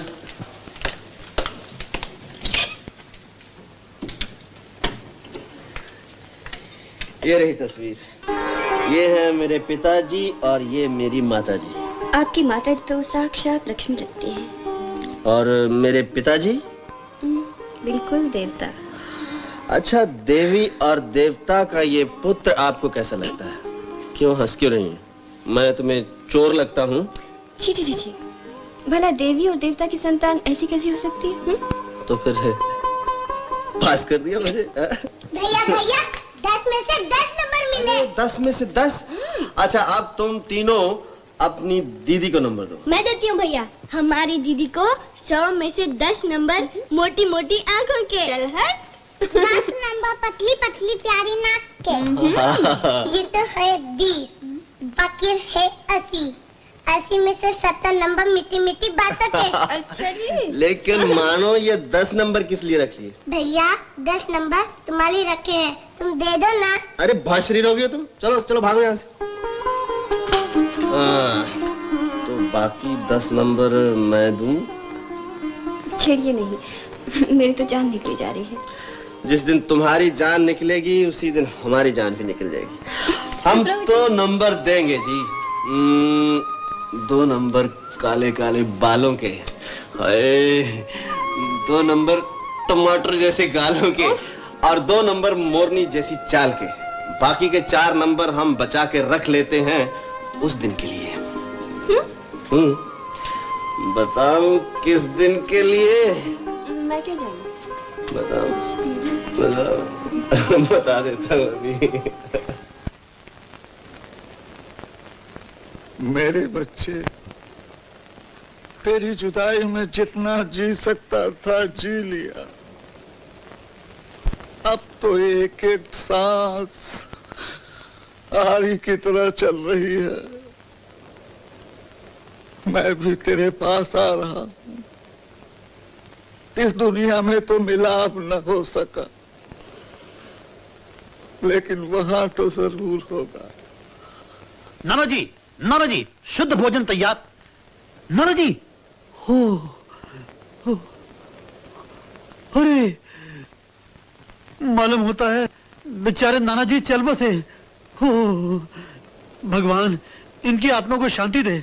ओ नाना जी, हो क्या सेठ जी मर गए? नहीं, वो वसीयत दिए बगैर कैसे मर सकते हैं? बिल्कुल चले गए। तिजोरी मेरी, तिजोरी मेरी, आधी मेरी, तिजोरी मेरी, आधी मेरी, तिजोरी आधी मेरी। नाना जी चले गए हमेशा के लिए। अरे सुनो, ये सब चीजें तुम्हारी तो हैं। मैं कौन सा उठाकर परलोक में ले जा रहा हूँ। सेठ जी, आप बेहोश हो गए थे। मुझे अकेला छोड़ दो, मैं अपने बेटे के पास जा रहा हूँ। अरे चाचा जी, शुभ शुभ बोलिए। अनोखे, हाँ जी। गायत्री को बुला लो। अच्छा। अंत समय मुझे रामायण पढ़कर सुनाए। हाँ। अरे ये क्या कह रहे हैं आप? अभी तो आपको बहुत जीना है, मेरी उम्र भी आपको लग जाए। शिव शंकर, शिव शंकर, शिव शंकर, शिव शंकर, शिव शंकर। मैं भी सोच रहा था कि श्रीमान दुर्गा दास जैसे सच्चे हिंदू पंडित की गैर मौजूदगी में कैसे प्राण छोड़ सकते हैं। वैसे तो श्रीमान का जीवन पूर्ण जीवन था, किंतु शास्त्र अनुसार एक बात की त्रुटि है। हमारा धर्म कहता है कि जिस आदमी की संतान ना हो उसे स्वर्ग और नरक दोनों स्वीकार नहीं करते। हाँ पंडित जी, आप ये बतलाइए कि अब हमें क्या करना चाहिए? आपको क्या करना है? मुसीबत तो मेरी है। धर्मराज मेरी गर्दन पकड़ेंगे और पूछेंगे, शास्त्री जी आपको इस वास्ते जन्म दिया था कि आप अपने करोड़पति जजमान को बगैर संतान मेरे पास भेज दें। अपना बेटा नहीं तो क्या हुआ, किसी रिश्तेदार को ही वारिस बना लिया होता, जो मरते समय इनके मुंह में गंगा जल डालता और इनके मृत शरीर को अग्नि देता। अरे आप लोग खड़े खड़े मुंह क्या देख रहे हैं? जल्दी करो, मुझे इसी वक्त एक लड़के की जरूरत है। लड़का? पंडित जी, लड़का बगल में ढिढोरा शहर में। अनोखे भी तो सेठ जी का ही बेटा है। आप इस रिश्ते पर धर्म की मोहर लगा दीजिए। लेकिन ये धर्म की मोहर लगेगी कैसे? मैं अभी सामग्री तैयार करता हूँ। श्रीमान दुर्गा दास जी धर्मानुसार अनोखे को गोद ले ले। हाँ, लेकिन स्वतंत्री बहन को ये बात मंजूर हो तो ना। अरे मौसी बेचारी क्या कहेगी, लेकिन सेठ जी एक बार अपने मुंह से हाँ तो कह दें। श्रीमान जी आपकी आज्ञा है, बोलिए ना। चाचा जी बोलिए। सेठ जी बोलिए ना। तुम लोगों को जो कुछ भी करना है कर लो, लेकिन जल्दी करो। अरे अनोखे चल बेटे, जल्दी चल। अरे जल्दी जल्दी यहाँ बैठ जा। अरे दौलत कहाँ मर गया तू? आया जी। रामू, ओ रामू। शास्त्री जी जरा जल्दी जल्दी क्रियाक्रम की तैयारियां कीजिए। अरे शुभ शुभ कहो बेटा, क्रियाक्रम नहीं कार्यक्रम। आज तुम सेठ जी के मुतमन्ना बनने वाले हो धर्मानुसार, यानी हम गोद लिए जाएंगे, हम वारिस बनेंगे। फिर हम रेखा से शादी करेंगे, शादी करने के बाद बच्चे पैदा करेंगे, 2 या 3 बच्चे लगते हैं घर में अच्छे। लालती कौन? अरे अनोखे बेटा वहां कहाँ चले गए? इधर आओ। कन्या को वहीं रहने दो, अकेले आओ। अच्छा, तुम पीछे बैठो, जल्दी करो, हरी आओ। अरे गायत्री, आज मेरा अनोखे राज सिंहासन पे बैठने वाला है, तू भी आज का खाना यहीं खाना। और सुन, वो होटल वाले को और उसकी बहनों को भी खाने पे बुला लेना। आदमी को खुशी के वक्त में गरीब गुरबा को नहीं भूलना चाहिए। अच्छा अच्छा, जा जल्दी से जाकर चाचा जी को यहाँ ले आ। जा, अरे जा लड़की। दादाजी, दादाजी मैंने शुभ समाचार सुन लिया। ये तो आपने बहुत ही अच्छा काम किया। दुनिया में कोई ना कोई नाम लेवा तो होना ही चाहिए। मैं तो सुन के बहुत खुश हो गई। दादाजी, दादाजी ये क्या हुआ? आप तो बच्चों की तरह रो रहे हैं। बेटी, बीते हुए दिनों की यादें जब दिल के दरवाजे पे दस्तक देती हैं तो आंखों में आंसू आ ही जाते हैं। दादाजी, लोग कहते हैं कि वक्त हर दुख दर्द का इलाज करता है, लेकिन आपका गम तो वक्त भी नहीं मिटा सका। गायत्री, पछतावे की आग इतनी जल्दी ठंडी नहीं होती। मेरे बेटे ने अपनी मर्जी से शादी की। अमीरी के गुरूर में बर्दाश्त न कर सका कि मेरे घर में एक मामूली घर की लड़की बहू बनकर आए। बेटी, मैंने अपने हाथों अपने बेटे को खो दिया। 1 करोड़पति का बेटा अरे दवा के लिए सिसक सिसक कर मर गया। उसकी आखिरी निशानी मेरा पोता न जाने कहां होगा, किस हाल में होगा। ये है मेरे पिताजी और ये मेरी माताजी। आपकी माताजी तो साक्षात लक्ष्मी लगती है। और मेरे पिताजी? बिल्कुल देवता। दादाजी, ये किसका फोटो है? मेरे दिल के टुकड़े का, जिसके लिए मैं आज तक रो रहा हूं। दादाजी, मैं अभी आई। अरे बेटी, कहाँ जा रही हो? मेरी तस्वीर मेरी जिंदगी तो देती जाओ। अभी आई दादाजी, अभी आई। अरे गायत्री, तू कहाँ जा रही है? मैं उस होटल वाले को बुलाने जा रही हूँ। अभी आई। जल्दी आना। अच्छा।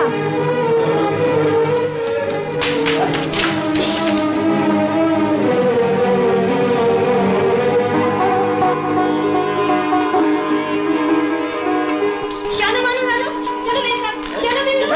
क्या हुआ क्या? आओ जल्दी, बाहर निकलो।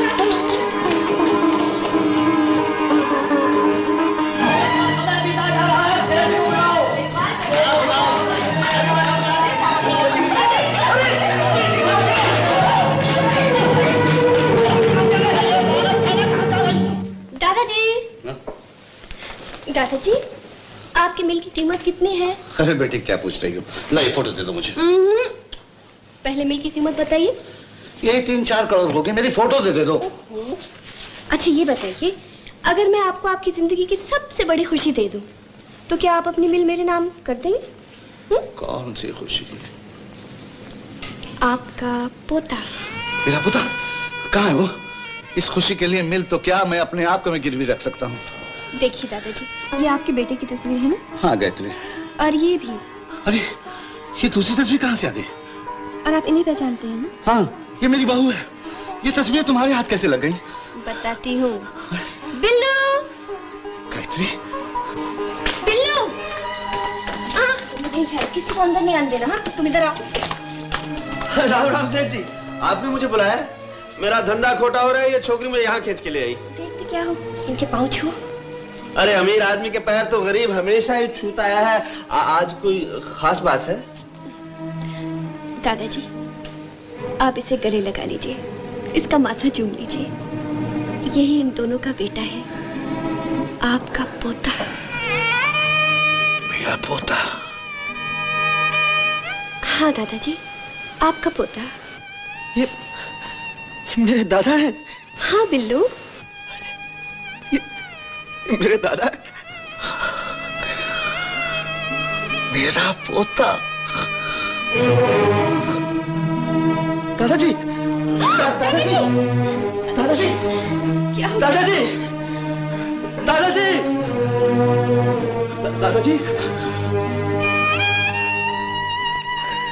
मेरा पोता, मेरा पोता, मेरा पोता।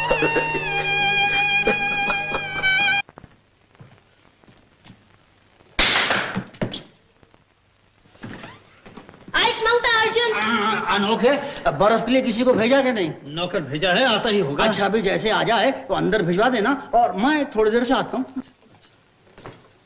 अनोखे, न जाने अंदर क्या हो रहा है। आ गया गंगा जल लेकर आ गया। क्या हुआ? क्या आत्मा का पंछी उड़ गया? शिव शंकर, अंत समय में मुंह में गंगा जल भी नहीं डाला। अरे पंडित जी, प्राण अभी तक बाकी हैं। बाकी हैं? फिर तो ये गंगा जल काम आएगा। शिव शंकर। बर्फ अभी तक नहीं आया? सिस्टर, बर्फ तो आ जाएगी। बर्फ आ गई। जल्दी अंदर ले जाओ। शिव शंकर, बर्फ आ गई। शिव शंकर, बेटा चिंता मत करो, हमने बर्फ पर गंगा जल छिड़क दिया है। और फिर आज शनिवार है। ज्योतिष विद्या के हिसाब से ऐसी पवित्र आत्मा शनिवार के दिन संसार का त्याग नहीं कर सकती। पंडित जी, क्या शनिवार के दिन स्वर्ग का बुकिंग ऑफिस बंद रहता है? अरे बेटा, शिव शंकर कहो, शिव शंकर। कैसी बात? डॉक्टर, घबराने की कोई बात नहीं, खतरे घड़ी टल गई। हम लोग अंदर जा सकते हैं? हाँ, तुम लोग अंदर जा सकते हो, मगर मरीज को परेशान मत करना। मैं 4 घंटे के बाद फिर आऊंगा। 4 घंटे तक तो मरीज जिंदा है। जाको राखे साइयां, मार सके ना कोई। शिव शंकर। मम्मी, शिव शंकर। मम्मी, अरे अनोखे बेटे, बैठ जा जरा इधर। शिव शंकर। अरे बेटे, बनते बनते तुम्हारी किस्मत फूट गई बेटे। उस होटल वाले ने तुम्हारा राजपाट छीन लिया। हाय, ये पहाड़ क्यों मेरे सर पे रखा है? हटाओ! अरे हटाओ, मैं कहती हूँ। अजी हटाइए ना नर्स जी, जब गंगा जल मौजूद है तो बर्फ की क्या जरूरत है? शिव शंकर।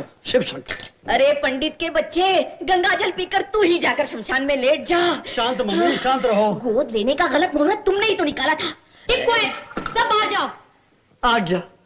भगवान, मेरी सेठानी के सोए हुए भाग जगा दे। अभी मिठाई के टोकरे की आस बाकी है। मौसी, घबराना मत, आखिर हम भी तो वकील हैं, कोई न कोई दूर की कौड़ी ढूंढ लाएंगे। चलिए। बेटे, बेहतर से बेहतरीन सूट सिलवाओ। देखो भाई, जोधपुरी 2 बटन 3 बटन शेरवानी, आजकल सवाल भाई जितने फैशन है सबके नाम देता। दादाजी, एक लट्ठे का पैजामा और वास्केट सिलवा दीजिए। आप कहेंगे तो एक रेशमी पटका कंधे पे रख लूंगा। बेटे, तू श्रीमान मिल का मालिक है। मुद्दत के बाद भगवान ने खर्च करने का मौका दिया है। सेठ जी, आराम से बोलिए, आप तो खुशी के मारे पागल हो जाएंगे। डॉक्टर, मुद्दत के बाद मेरी जिंदगी के अरमान पूरे हुए हैं। डॉक्टर, आज अगर मैं पागल भी हो जाऊं तो मुझे परवाह नहीं। डॉक्टर, मुझे परवाह नहीं। ओह, मर गई बेटा अनोखे। जरा जाके देख, बुढ़े ने उस होटल वाले को सब कुछ दे दिया या कुछ बाकी बचा भी है? हाय, जाता हूँ।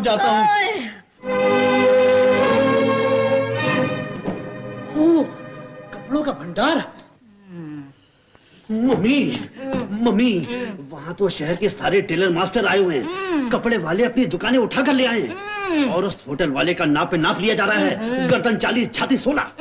नहीं, मेरा मतलब है गर्दन 16, छाती 40। हाय हाय, क्यों मेरी छाती पे मूंग डल रहा है? जाके देख और क्या क्या हो रहा है। अभी ट्राई कर सके। अभी तक 104 बुखार है। हाय हाय। देखो, 100 रुपए से कम वाला जूता मत दिखा। आप भी क्या याद करेंगे? जजमान हो तो ऐसा हो, जैसा काम वैसे दाम। ए मालिक, इधर लाओ, पानी मैं दूंगा। सेठ जी, ये काम हम जैसे छोटे आदमियों को ही शोभा देता है। मालिक, सेठ जी कभी कभी भूल जाते हैं कि वो बड़े आदमी बन गए हैं। एक खोटी ठन्नी सच बोलती है। अच्छा जी, आप होटल वाले से बहुत बड़े सेठ बन गए और हम अभी तक वही खोटी ठन्नी रहे। गाली मत दे। गाली? हाँ, ये आप कहती है ना, ये गाली है। मैं तुम्हारे लिए वही बिल्लू हूँ, भजिया तलने वाला, चाय बनाने वाला। और फिर अब तो हम तुम्हारी भी प्रमोशन कर देंगे। तुम्हें खोटी अठन्नी से खरी अठन्नी बना देंगे। अच्छा जी। चलो अभी मंदिर चलकर 7 फेरे ले लेते। अच्छा, तो तुम मुझसे शादी करोगे?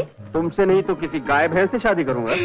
महाराज, पहले मेरे माता पिता से मिलिए, उनके पाँव छुइए और उनसे मेरा हाथ मांगिए। मेरी लाडो, मेरी रानी, तू अपने बिल्लू को अच्छी तरह जानती है। कभी किसी 4 पैसे मांगने के लिए किसी के सामने हाथ नहीं फैलाए। तुम ही चली जाओ और खुद ही जाकर अपने माता पिता से आज्ञा ले लो। अच्छा, अगर इतना ही उतावले हो रहे हो तो मैं आज ही गाँव जाके पिताजी को साथ ले आती हूँ। आज ही नहीं, अभी इसी वक्त। अभी इसी वक्त? हाँ, मैं बहुत बेचैन हूँ, बहुत उतावला। मंगल, मेम साहब को इनके गाँव लेकर जाओ। और सुनो, हाँ, शाम तक लौट आना। हाँ, गाड़ी बहुत तेज भी नहीं है, बहुत आहिस्ता भी नहीं। चल बाय।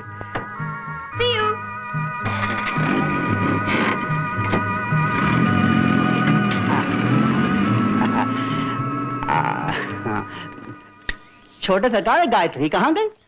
गायत्री मैके गई है, शाम तक ससुराल लौट आएगी। मैका तो समझे, पर ससुराल कैसा? उसकी तो अभी तक शादी भी नहीं हुई। शादी होने वाली है इकबालनाथ जी, मेरे साथ। आपके साथ? अजी बहुत बहुत मुबारक हो। मैं तो कहता हूँ हवेली के भाग जाग उठते। लेकिन छोटे सेठ जी, शादी से पहले आप बड़े सेठ जी की वसीयत सुन लेते तो अच्छा था। ये वसीयत क्या होती है? वसीयत बड़े सेठ जी स्वर्गवास होने से पहले कुछ लिख गए थे, उसे कहते हैं वसीयत। तो घर वालों के साथ बैठ के आप भी उस वसीयत को सुन लें तो उनकी आत्मा को शांति मिल जाएगी। मैंने तो सोचा था उनकी आत्मा की शांति के लिए आज रात को रामायण की कथा सुनेंगे। चलो कथा ना सही, आज दादाजी की लिखी वसीयत सुनेंगे। वसीयत जरूर सुन लेना बरखुरदार। लेकिन इस वसीयत के मुताबिक मेरा पोता उस वक्त तक मेरी जायदाद, मिल, बैंक बैलेंस का वारिस नहीं बन सकता जब तक कि वो इकबाल नाथ जी की लड़की रेखा से शादी ना कर ले। इकबाल नाथ ने सारी उम्र मेरा साथ दिया है, मेरी सेवा की है। इनकार की सूरत में मेरी सारी जायदाद का मालिक मेरा पोता नहीं बल्कि इकबाल नाथ जी की लड़की रेखा होगी। शिव शंकर, शिव शंकर, शिव शंकर। हाय राम, ये कहाँ का इंसाफ है? इकबाल भैया जवान बच्चा है, जिसे पसंद करेगा उसी से शादी करेगा। बहन जी, बेचारे सेठ जी मरने से पहले सठिया गए थे। सारी उम्र पोते के गम में घुलते रहे और मरते मरते इस बेचारे के गले में ये घंटी बांधकर चलती है। बेचारा बच्चा। इकबाल भैया, जहाँ ये बलराज बेटे पर जुल्म है, वहाँ उस गरीब लड़की गायत्री के साथ भी तो अन्याय है। गेहूं के साथ घुन भी पीस के। बहन जी, आपको क्या मालूम, ये बात सिर्फ हम ही नहीं, सेठ दुर्गादास जी भी जानते थे कि गायत्री और बलराज एक दूसरे से प्यार करते हैं। ये बात तो ब्राह्मण के दिल को भी जत रही है। पहले भी सेठ जी अपने बेटे के मामले में चक्कर खा गए थे, वो भी किसी लड़की से रिश्ता कर बैठा था। क्यों ना हो, मोहब्बत में ऐसा होता ही है। इसीलिए वो अपनी वसीयत में अपने पोते के लिए ये शर्त लिखवा गए हैं कि शादी हो तो किसी खानदानी लड़की के साथ। आगे और पढ़कर सुनाओ। बस बस खन्ना जी, बहुत हो चुका, अब आगे सुनना क्या बाकी है? मालूम होता है तीर निशाने पे बैठा है। अच्छा, तो ये आ गई मेला घूमने। माँ जी, जागा।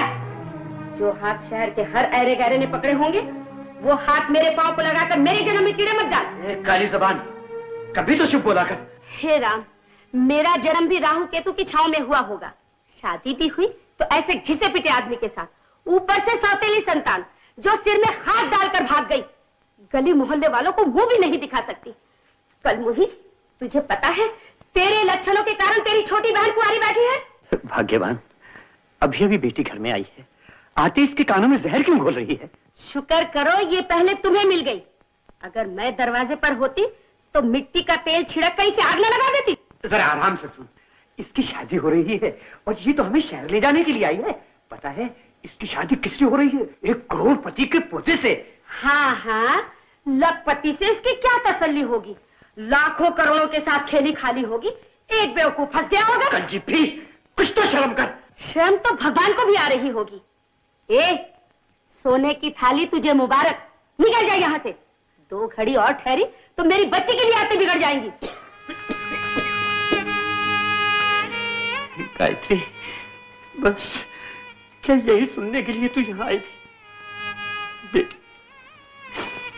हर पिता के जीवन में सबसे बड़ी खुशी की घड़ी वो होती है जब वो अपनी कन्या के हाथ में लेकर के उसे विदा करता है।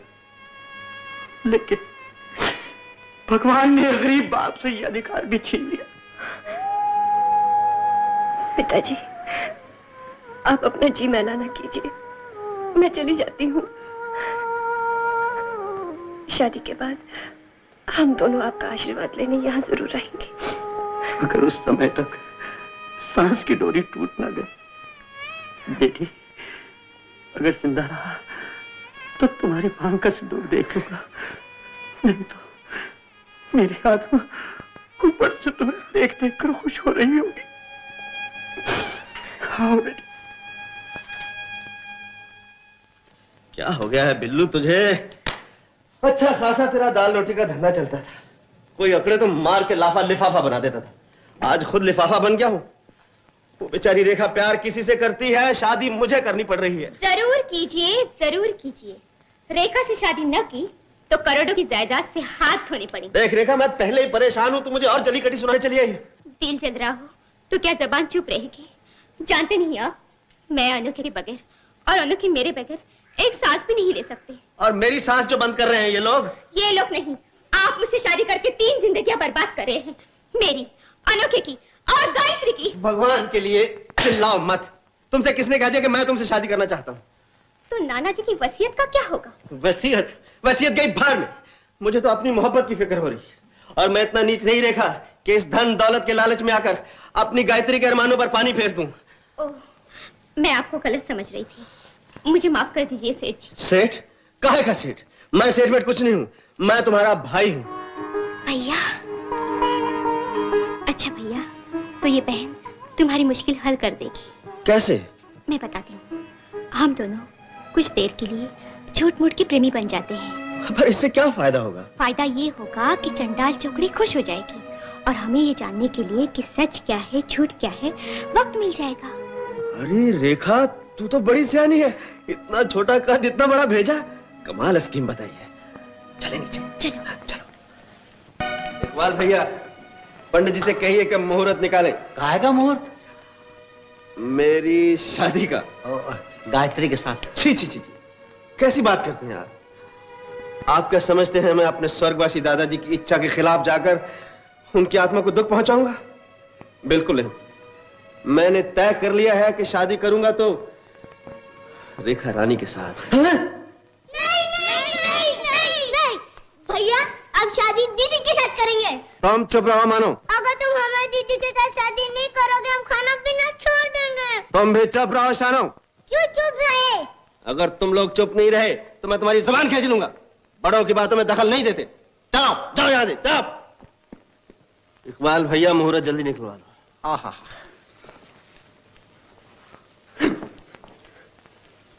लेकिन बेटा, वो तुम्हारी सेक्रेटरी का क्या होगा? छी छी छी छी, चाची तुम उस नर्स की बात कर रही हो? उसे तो मैंने अपनी शानो मानो रानो के लिए आया बनाकर रखा हुआ है। कौन जाने किस घर की है, चाल चलन कैसा है, और फिर मैं क्या हर किसी राह चलती लड़की को अपने गले का हार बना लूंगा? हाँ श्रीमान जी, बहन जी की बात का बुरा ना मनाइए। असल में छालिया खा खा के इन्हें माली खोलिया हो गया। इकबाल भैया, औरत का दर्द औरत ही जानती है। बेचारी गायत्री गरीब सही, लेकिन आस तो लगाए बैठी है कि एक दिन इस घर की मालकिन बनेगी, वरना मुझे क्या पड़ी है? चाची, कोई घर बैठे बिठाए अपने आप को रानी समझने लगे तो इसमें मेरा क्या कसूर?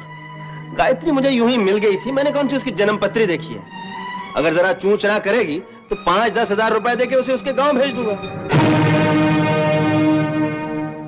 जियो श्रीमान जी, जुग जुग जियो। भाई बरखुरदार, अब तो मैं तुम्हें अपना दामाद कह सकता हूँ। बिल्कुल। सुनो, अब जब तुमने रेखा के साथ शादी का फैसला कर ही लिया है तो भाई जाओ जरा घूमो फिरो, एक दूसरे को समझ लो, तो बस गृहस्थ में बड़ा आनंद प्राप्त होगा। बेटी जाओ। आओ रेखा रानी, आओ। इकबाल भैया, मैं कहती हूँ मुझसे धोखा किया गया है, मेरी आंखों में धूल डाली गई है। तुमने कहा था कि रेखा की शादी अनोखे से होगी, तुमने ये भी कहा था कि बलराज गायत्री के लिए लुट जाएगा, कुर्बान हो जाएगा, लेकिन अब ऐसा पलट गया है। बहन सुना तो आपने भी होगा, देने वाला जब भी देता पूरा छप्पर फाड़ के देता। समझ गई, तुम्हारे मन में तो लड्डू फूट रहे हैं, करोड़पति के ससुर जो बन रहे हो, लेकिन याद रखना मेरी आहें भी उस मुए को लगेगी, जवानी की मौत मरेगा। बहन जी, ताव में आकर इतने बड़े आदमी को गाली तो मत दीजिए। अच्छा, तो वो कल की दाल रोटी बेचने वाला आज तुम्हारी नजर में बड़ा आदमी बन गया, क्योंकि वो तुम्हारा जवाई बन रहा है ना। लेकिन याद रखना, मैं भी सारा भांडा फोड़ दूंगी, आखिर वसीयत तो नकली है ना। बहन जी जरा आहिस्ता बोलो, मुझे कैद होगी तो मेरे साथ आपको भी होगी, खन्ना साहब को भी होगी और पंडित जी को भी होगी। मेरा कहा मानो तो बलराज की शादी रेखा के साथ बहुत शांति के साथ हो जाने दो। शादी के बाद मैं तुम्हारा तीसरा हिस्सा धर्म ईमान से तुम्हारे हवाले कर दूंगा और ये भी देखूंगा कि अनोखे की शादी किसी बहुत बड़े घराने में हो जाए। हाय राम, अब ये बूर के लड्डू न खाने के न छोड़ने के। दो मुझे पेन दो और मुझे लिख दो।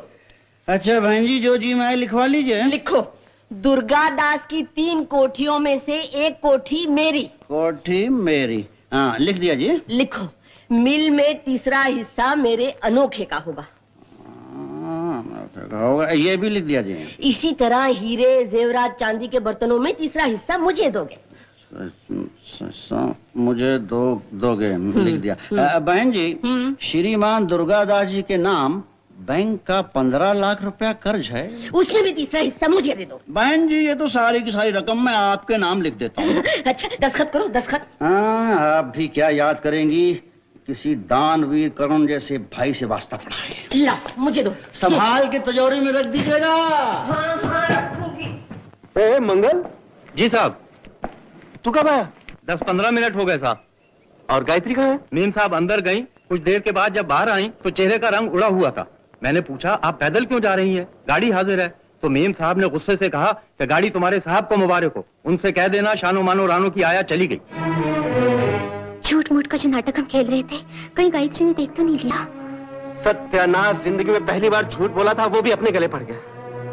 मैं गायत्री को मना कर लाता हूँ। और देखो तुम रानो मानो शानो का ख्याल रखना, यहीं के खेल रही होगी। चल मंगल।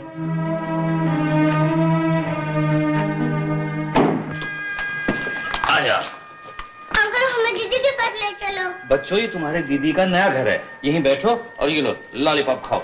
मैं तुम्हारी दीदी को लेकर अभी आया। हैं? बैठो बैठो।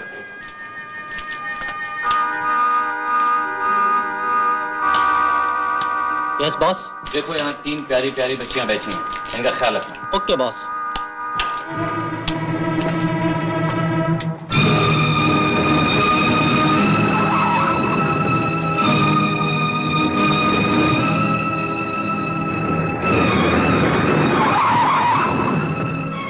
गाड़ी रोको ड्राइवर।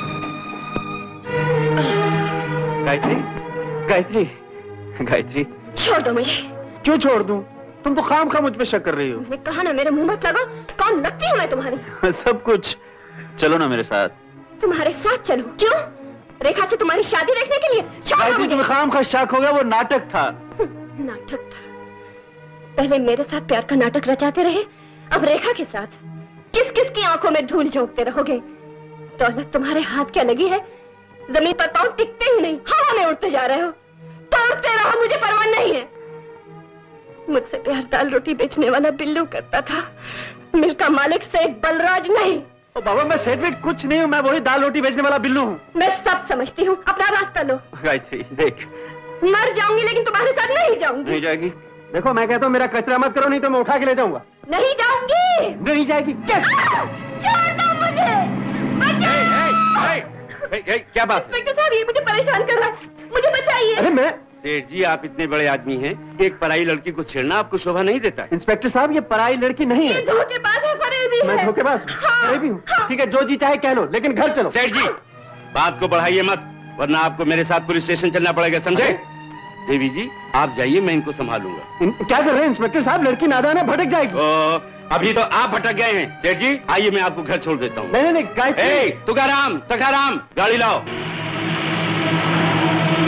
गायत्री देवी, गायत्री देवी आप यहाँ? मैं आप ही को ढूंढ रहा था।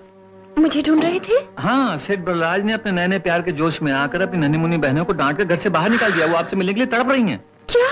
कहाँ है वो? मुझे ले चलिए उनके पास। आइए।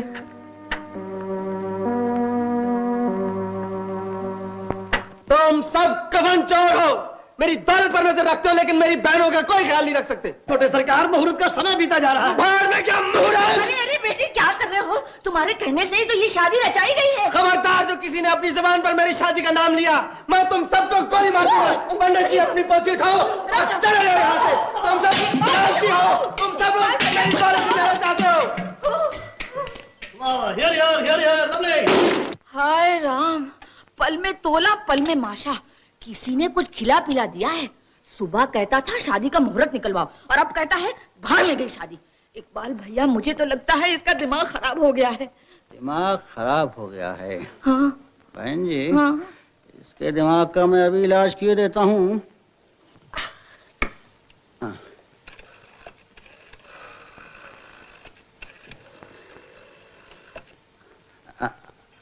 Hello hello, police station. आइए, ये रही शानो, रानो और मानो। किसका घर है?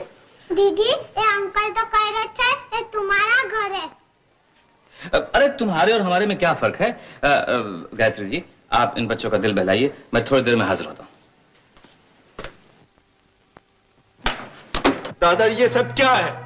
आप तो चले गए और जमाने भर की मुसीबतें मेरे सर डाल गए।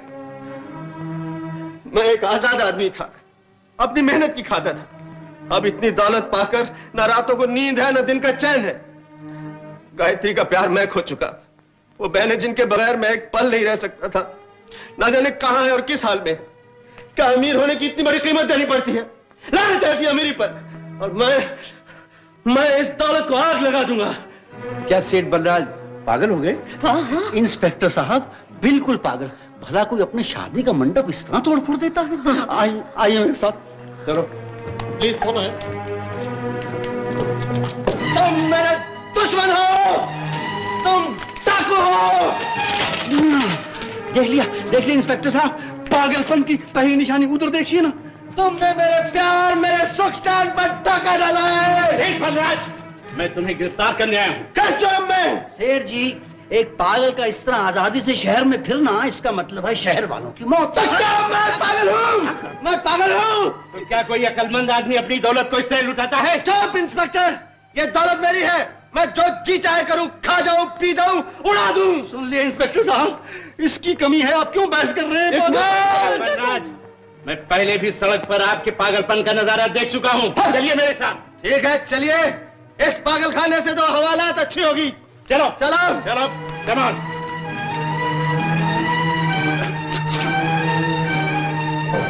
इंस्पेक्टर साहब, संभाल के कहिए, बहुत खतरनाक बात है।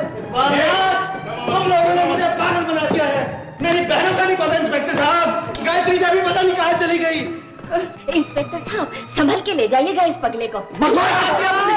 बचाइए मुझे अभी को। दांतों से काट लेगा। चाची, वापिस आ लेने दे, फिर बताऊंगा मेरे मुंह में कितने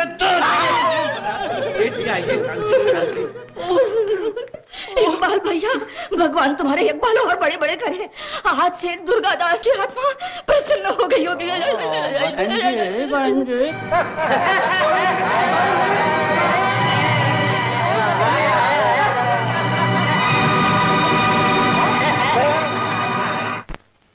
your honour, Indian hereditary act के मुताबिक अगर जायदाद का कानूनी वारिस नाबालिग हो या अपनी होशो हवास खो के पागल हो गया हो, तो कानून को यह अधिकार है कि उस जायदाद का मुख्तार उसके किसी नजदीकी रिश्तेदार या किसी वफादार मुलाजिम को बना दिया जाए। चूंकि सेठ दुर्गादास जी के पोते श्री बलराज इस वक्त पागल खाने में हैं, लिहाजा मैं कोर्ट से यह दरखास्त करूंगा कि उनके नजदीकी रिश्तेदार और पुराने वफादार मैनेजर मिस्टर इकबाल नाथ को उनकी सारी जायदाद का मुख्तार बनाया जाए। मंजूरी दी जाती है। खन्ना साहब, आप तो सचमुच किंग मेकर हैं। बलराज को गद्दी पे से हटा के आपने मुझे सारी जायदाद का मुख्तार बना दिया। लेकिन इकबाल भैया, बलराज को पागल बनाने का सेहरा तो आपके सर पर है। अरे, दरवाजा क्यों बंद है? दीदी, तुम्हारे आने से पहले उस लंबू अंकल ने एक बटन दबाया था और उसमें से आवाज आने लगी। कौन सा बटन? केबिन में से एक बटन। बेचारा बलराज पागल खाने में असली पागलों के साथ रहकर वो सचमुच का पागल बन जाएगा। बलराज इस वक्त पागल खाने में और उसकी बहनें और महबूबा हमारी कैद में। लेकिन एक बात इकबाल भैया, आपकी बेटी रेखा हमसे चाल चल गई। हाँ, उसने बलराज के साथ झूठ मूठ की मोहब्बत का नाटक रचाया। वो तो अपनी किस्मत अच्छी थी कि गायत्री ने इस बात को सच समझ लिया और दरवाजे से लौट गई। सुनिए, शराब तो चली रही है, क्यों ना इसके साथ साथ शबाब का रंग भी मिला दिया जाए। बात तो ठीक है, तो गायत्री को बुलाऊं? ले आओ, ले आओ। बदमाश, कमीने कहीं के। शानू मानो रानू, हम इन बदमाशों के चुंगल में फंस गए। हाय गायत्री देवी, किसी बात की तकलीफ तो नहीं हुई? ये लीजिए, तकलीफ किस बात की? इतने दिनों के बाद तो सुख की घड़ी देखने मिली है। तो फिर हमारे साथ शामिल होइए, आज हमारा जन्मदिन है। जन्मदिन है? बहुत बहुत मुबारक हो। तब तो आज के दिन खूब बड़ा सा जश्न होना चाहिए। क्यों नहीं, तो आइए फिर तशरीफ लाइए। आप चलिए, मैं भी आती हूँ। Okay, see you, bye.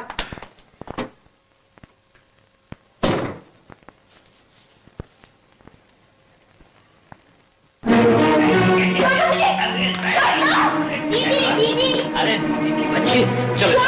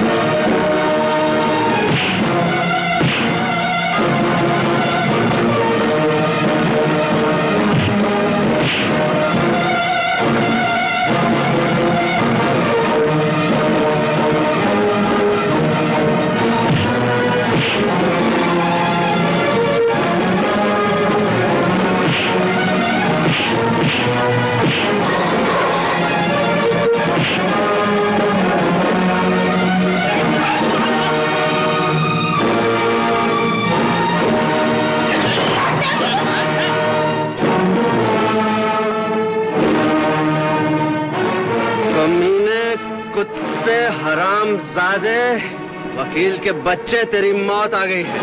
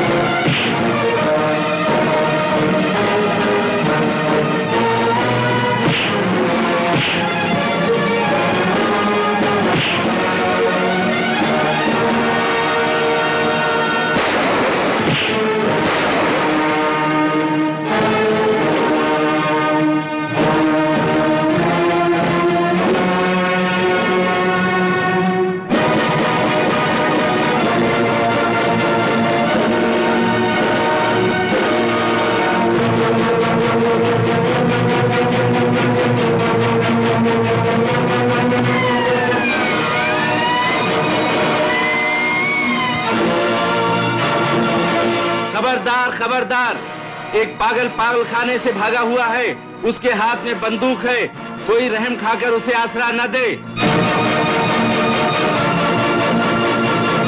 जो कोई इस पागल को पकड़कर पुलिस के हवाले करेगा, उसे इनाम दिया जाएगा।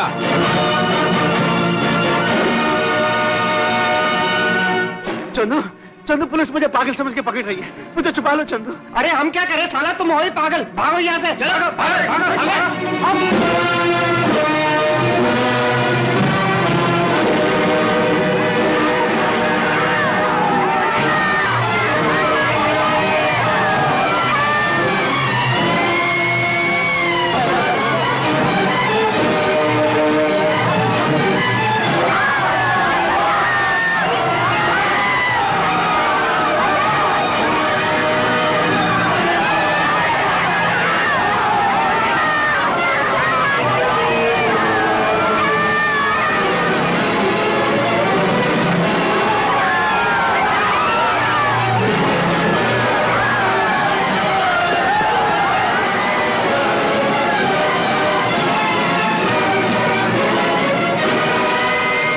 पागल पागल खाने से भागा हुआ है।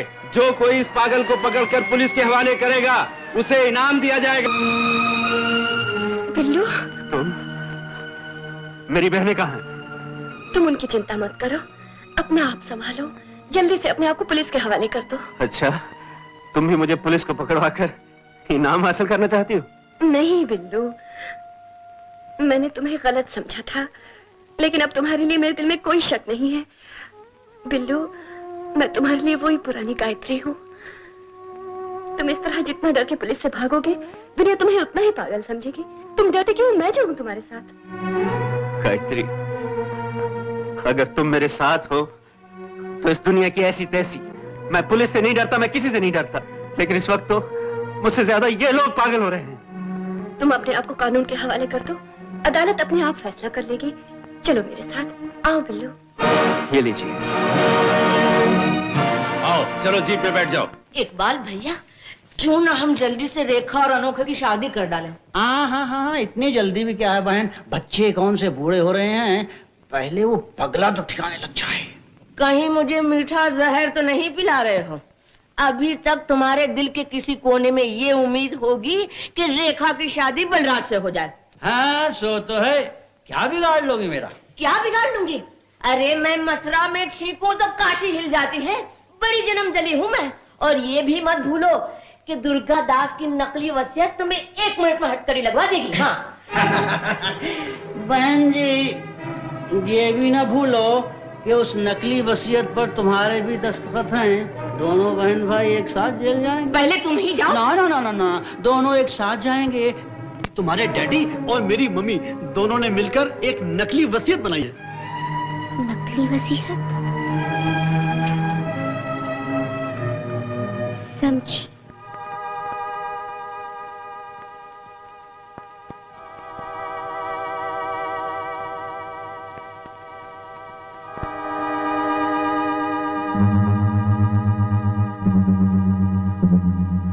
अंकल, कौन है? मैं हूँ आपका अनोखे। अंकल, मैंने अभी अभी सपना देखा है कि कोई आपके तकिए के नीचे से चाबियां निकाल रहा है। अरे बड़े जोड़ के घर में छोटे जोड़ का क्या काम? अंकल, मैंने सपने में ये भी देखा कि एक खूबसूरत लड़की आपकी तिजोरी खोल रही है। अरे अंकल, वो लड़की तो तिजोरी में से एक कागज निकाल के ले जा रही है। देख भाई, तू बकवास बंद कर, मुझे सोने दे, बता जाओ।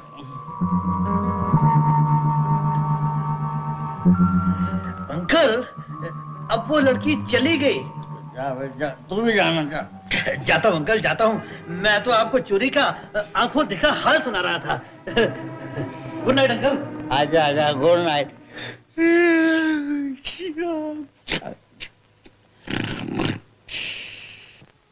बलराज को पागल ठहराने के सबूत में बारी बारी सारी गवाहियां पेश की जाएं। योर ऑनर, पुलिस की रिपोर्ट के मुताबिक बलराज एक खतरनाक पागल है।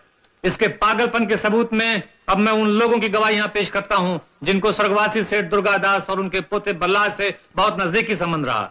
गवाह नंबर 1 श्री इकबाल नाथ, सेठ दुर्गादास जी के कानूनी मुख्तार।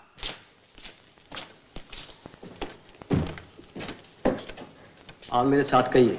कि मैं गीता की सौगान खाकर कहता हूँ, मैं गीता की सौगंध खाकर कहता हूँ, मैं जो कुछ भी कहूँगा, मैं जो कुछ भी कहूँगा सच कहूँगा, सच कहूँगा और सच के सिवा कुछ नहीं कहूँगा, और सच के सिवा कुछ नहीं कहूँगा।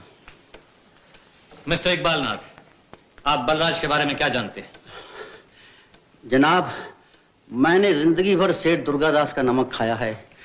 मेरे दिल में क्या क्या अरमान थे और मैं चाहता था कि उनके स्वर्गवास होने के बाद उनके पोते सेठ बलराज की भी उसी तरह सेवा करूं, उसी तरह खिदमत करूं। लेकिन अचानक इतनी बड़ी दौलत पाने के बाद सेठ बलराज अपने आपे से बाहर हो गए। उन्होंने दौलत को पानी की तरह बहाना शुरू कर दिया। घर वालों के साथ फसाद, दंगा धींगा, मुश्ती। क्या कहूं सरकार, शहर में इन्होंने वो तूफान बदतमीजी बर्पा किया, वो हंगामा पैदा किया सरकार के और सब कुछ पुलिस की रिपोर्ट में दर्ज है सरकार। कितने बेगुनाहों को पीटा इन्होंने, कितनों से मार खाई है, क्या क्या नहीं किया इन्होंने। ये सब कुछ देखने से पहले मैं इस दुनिया से उठ जाता तो बहुत अच्छा था। जज साहब, जनाब, अब इससे ज्यादा और कुछ कहने की मुझ में शक्ति नहीं है। सतवंती देवी, आप भी बलराज को पागल समझती हैं? हाँ जज साहब, पहले ये कहीं से इस लड़की गायत्री को ले आया और कहने लगा कि मैं इससे शादी करूंगा। हमने कहा ठीक है, तो दूसरे दिन मुकर गया। कहने लगा नहीं, मैं तो इकबाल नाथ जी की बेटी रेखा से शादी करूंगा। हमने फौरन शादी का मुहूर्त निकलवाया और मंडप सजाया जज साहब। लेकिन अचानक शादी के मंडप में इसने आके मंडप को तहस नहस कर डाला जज साहब, और कहने लगा नहीं नहीं, मैं तो सिर्फ दूसरी लड़की से शादी करूंगा। बस वो दिन और ये दिन मेरी तो जान जा रही है इसका ये पागलपन देखकर। हाय मेरा पागल बेटा। श्रीमान जी, पागलपन की बीमारी तो इनके खानदान में चली आई है। इनके दादा श्री दुर्गादास जी महासरकी आदमी थे, हमेशा बीमार रहते थे। डॉक्टर को एक वक्त घर में आने की फीस 100 रुपया देते थे और डॉक्टर के चले जाने के बाद दवाई मुझे पिला देते थे। श्रीमान जी, ये खानदानी रोग है, पागलपन तो इनके खून में है। शिव शंकर, शिव शंकर। ये सब झूठे हैं जज साहब, सब मिली भगत है। बलराज पागल नहीं है, उसे जबरदस्ती पागल बनाया गया है। Order, order. आपको जो कुछ कहना है इधर कटहरे में आके कहिए।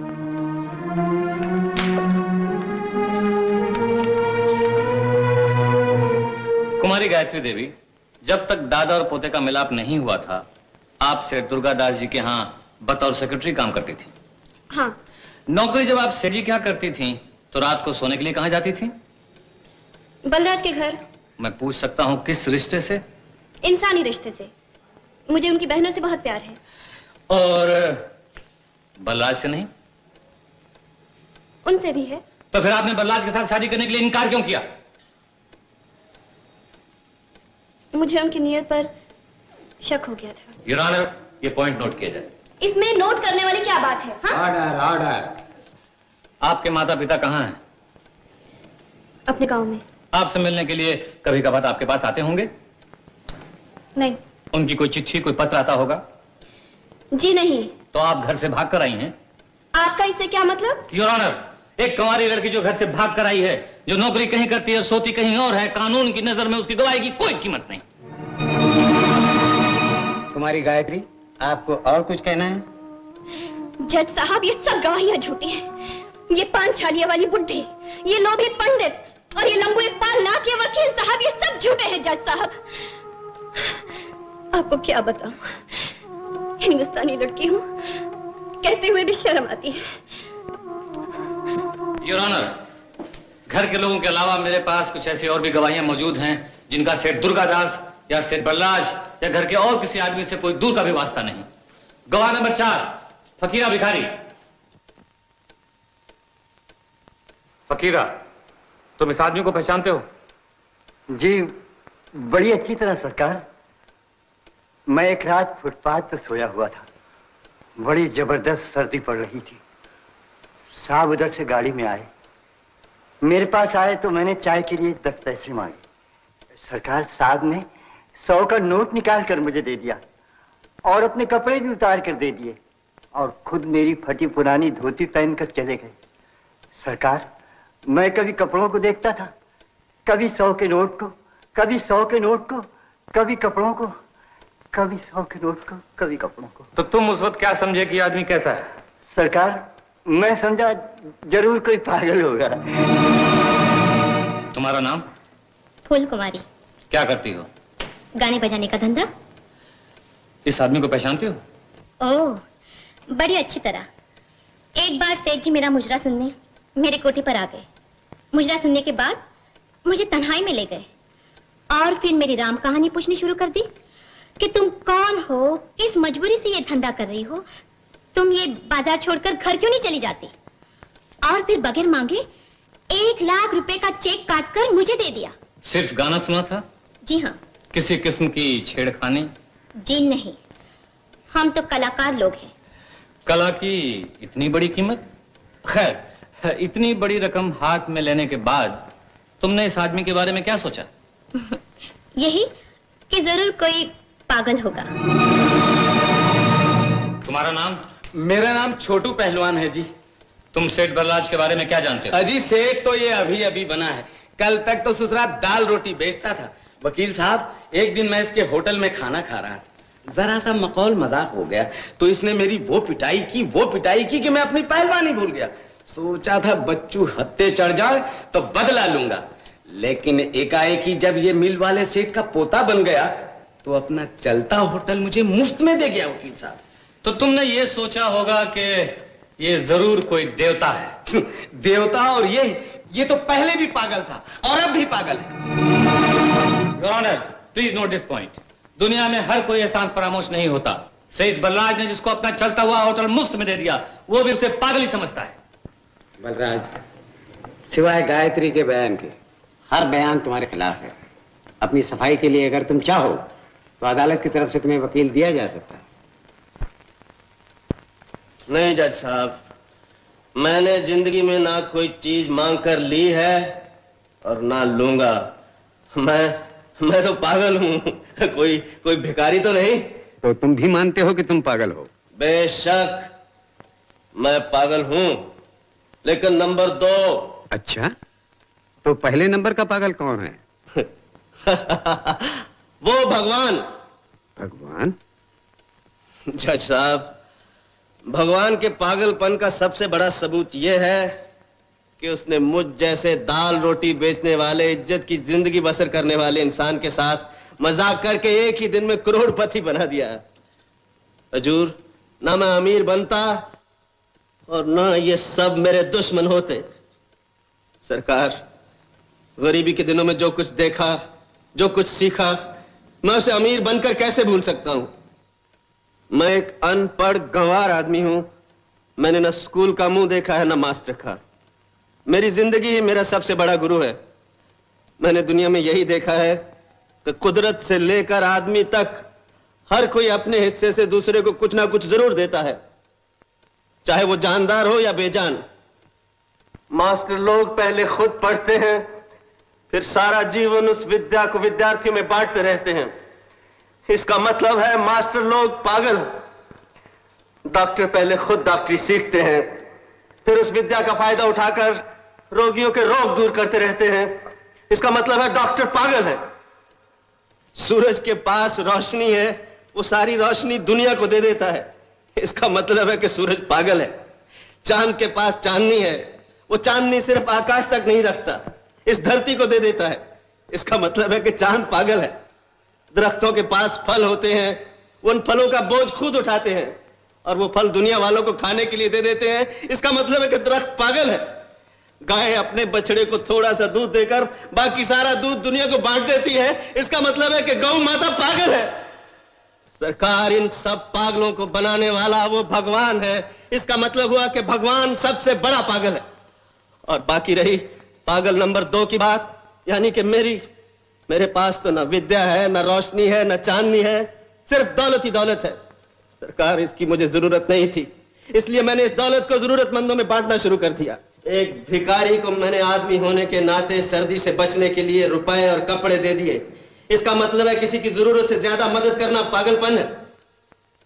एक तोय फूल कुमारी को इज्जत की जिंदगी बसर करने के लिए मैंने 1 लाख रुपया दे दिया ताकि वो कोठे से उठकर घर में आ जाए और शराफत की जिंदगी बसर कर सके। इसका मतलब यह हुआ किसी पर जरूरत से ज्यादा रहम खाना पागलपन है। एक बेकार गुंडे को मैंने अपना चलता हुआ होटल मुफ्त दे दिया ताकि वो मेहनत मजदूरी कर सके। इसका मतलब है किसी के साथ जरूरत से ज्यादा नेकी करना पागलपन है। जज साहब, अगर मैं चाहता तो अपने दादा की जायदाद का मालिक बनकर इकबाल नाथ, सतवंती खन्ना साहब और पंडित जी को धक्के मारकर घर से निकाल सकता था, क्योंकि मैं जानता था कि गिद्ध तो मुर्दे का मांस खाते हैं और ये जिंदा आदमी को खा जाए। सरकार, फिर भी मैंने इनकी इज्जत की, अपने घर में रहने दिया, खाने को दिया। इसका मतलब है कि मैं पागल हूं, मैं पागल हूं, मैं पागल हूं, मैं पागल हूं। बलराज, मैं अपना फैसला सुनाने से पहले तुमसे एक सवाल करता हूं। फर्ज करो तुम जज हो, कानून का तराजू तुम्हारे हाथ में है और तुम्हारी जगह मुलजिम के कटहरे में मैं खड़ा हूं और बार बार अपनी जुबान से यह कह रहा हूं कि मैं पागल हूं, पागल हूं, पागल हूं, तो तुम मेरे बारे में क्या फैसला करोगे? क्या सवाल किया है जज साहब? कानून तो एक किताब है जिसकी ना आंखें होती हैं ना दिल। वो तो गवाहों के बयान को ही सच मानेगा हुजूर, और आपको भी पागल करार दे दिया जाएगा। ये एक पागल का फैसला है और अब कानून का फैसला ये है। जज साहब, मैं आपकी सेवा में एक तोहफा पेश करना चाहता हूं। कौन हो तुम? मैं हूं अनोखे लाल, सतवंती देवी का इकलौता बेटा, और ये झूठी वसीयत अंकल इकबाल नाथ की तिजोरी से चुरा कर लाया हूं।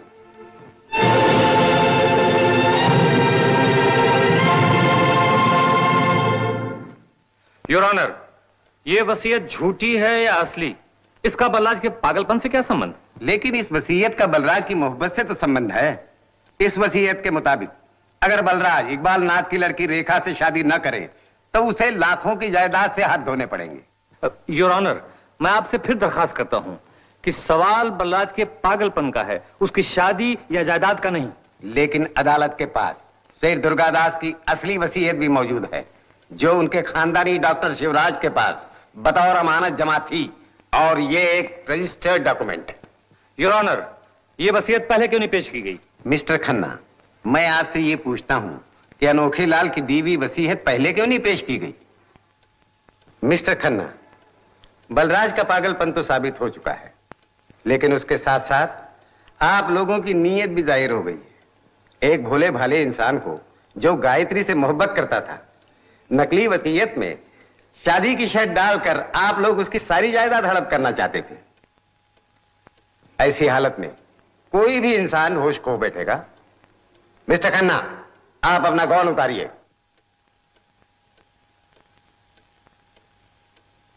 और उधर जाके बैठिए। श्री इकबाल नाथ, सतवंती देवी, पंडित शिवशंकर और मिस्टर खन्ना, इन चारों की असली सजा तो ये होनी चाहिए, इनको गधों पर बिठाकर, इनका मुंह काला करके, हर एक के गले में जूतों का हार डालकर इन्हें गली गली घुमाया जाए, ताकि लोगों को इबरत हासिल हो। लेकिन मुझे अफसोस से कहना पड़ता है कि आज के कानून में ऐसी कोई सजा नहीं। मैं इन चार जालसाजों को ताज़ीरात हिंद सेक्शन 467 एंड 68 फोर्जरी के जुर्म में 7-7 साल कैदे बा मुशक्कत की सजा देता हूं। चलिए। बहन जी, uncle, have a good holiday. Mummy, have a good time. शर्म नहीं आती? पंडित जी जय हिंद। चुप। Have a good practice inside. और अदालत सेठ बलराज को बाइज्जत बरी करती है।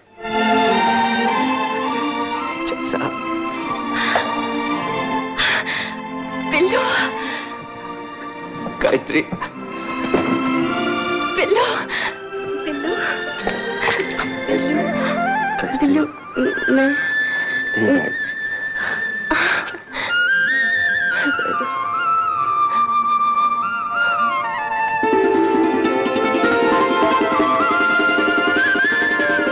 ये समझो और समझाओ, थोड़ी में मौज मनाओ, दाल रोटी खाओ, प्रभु के गुण गाओ, दाल रोटी खाओ, प्रभु के गुण गाओ।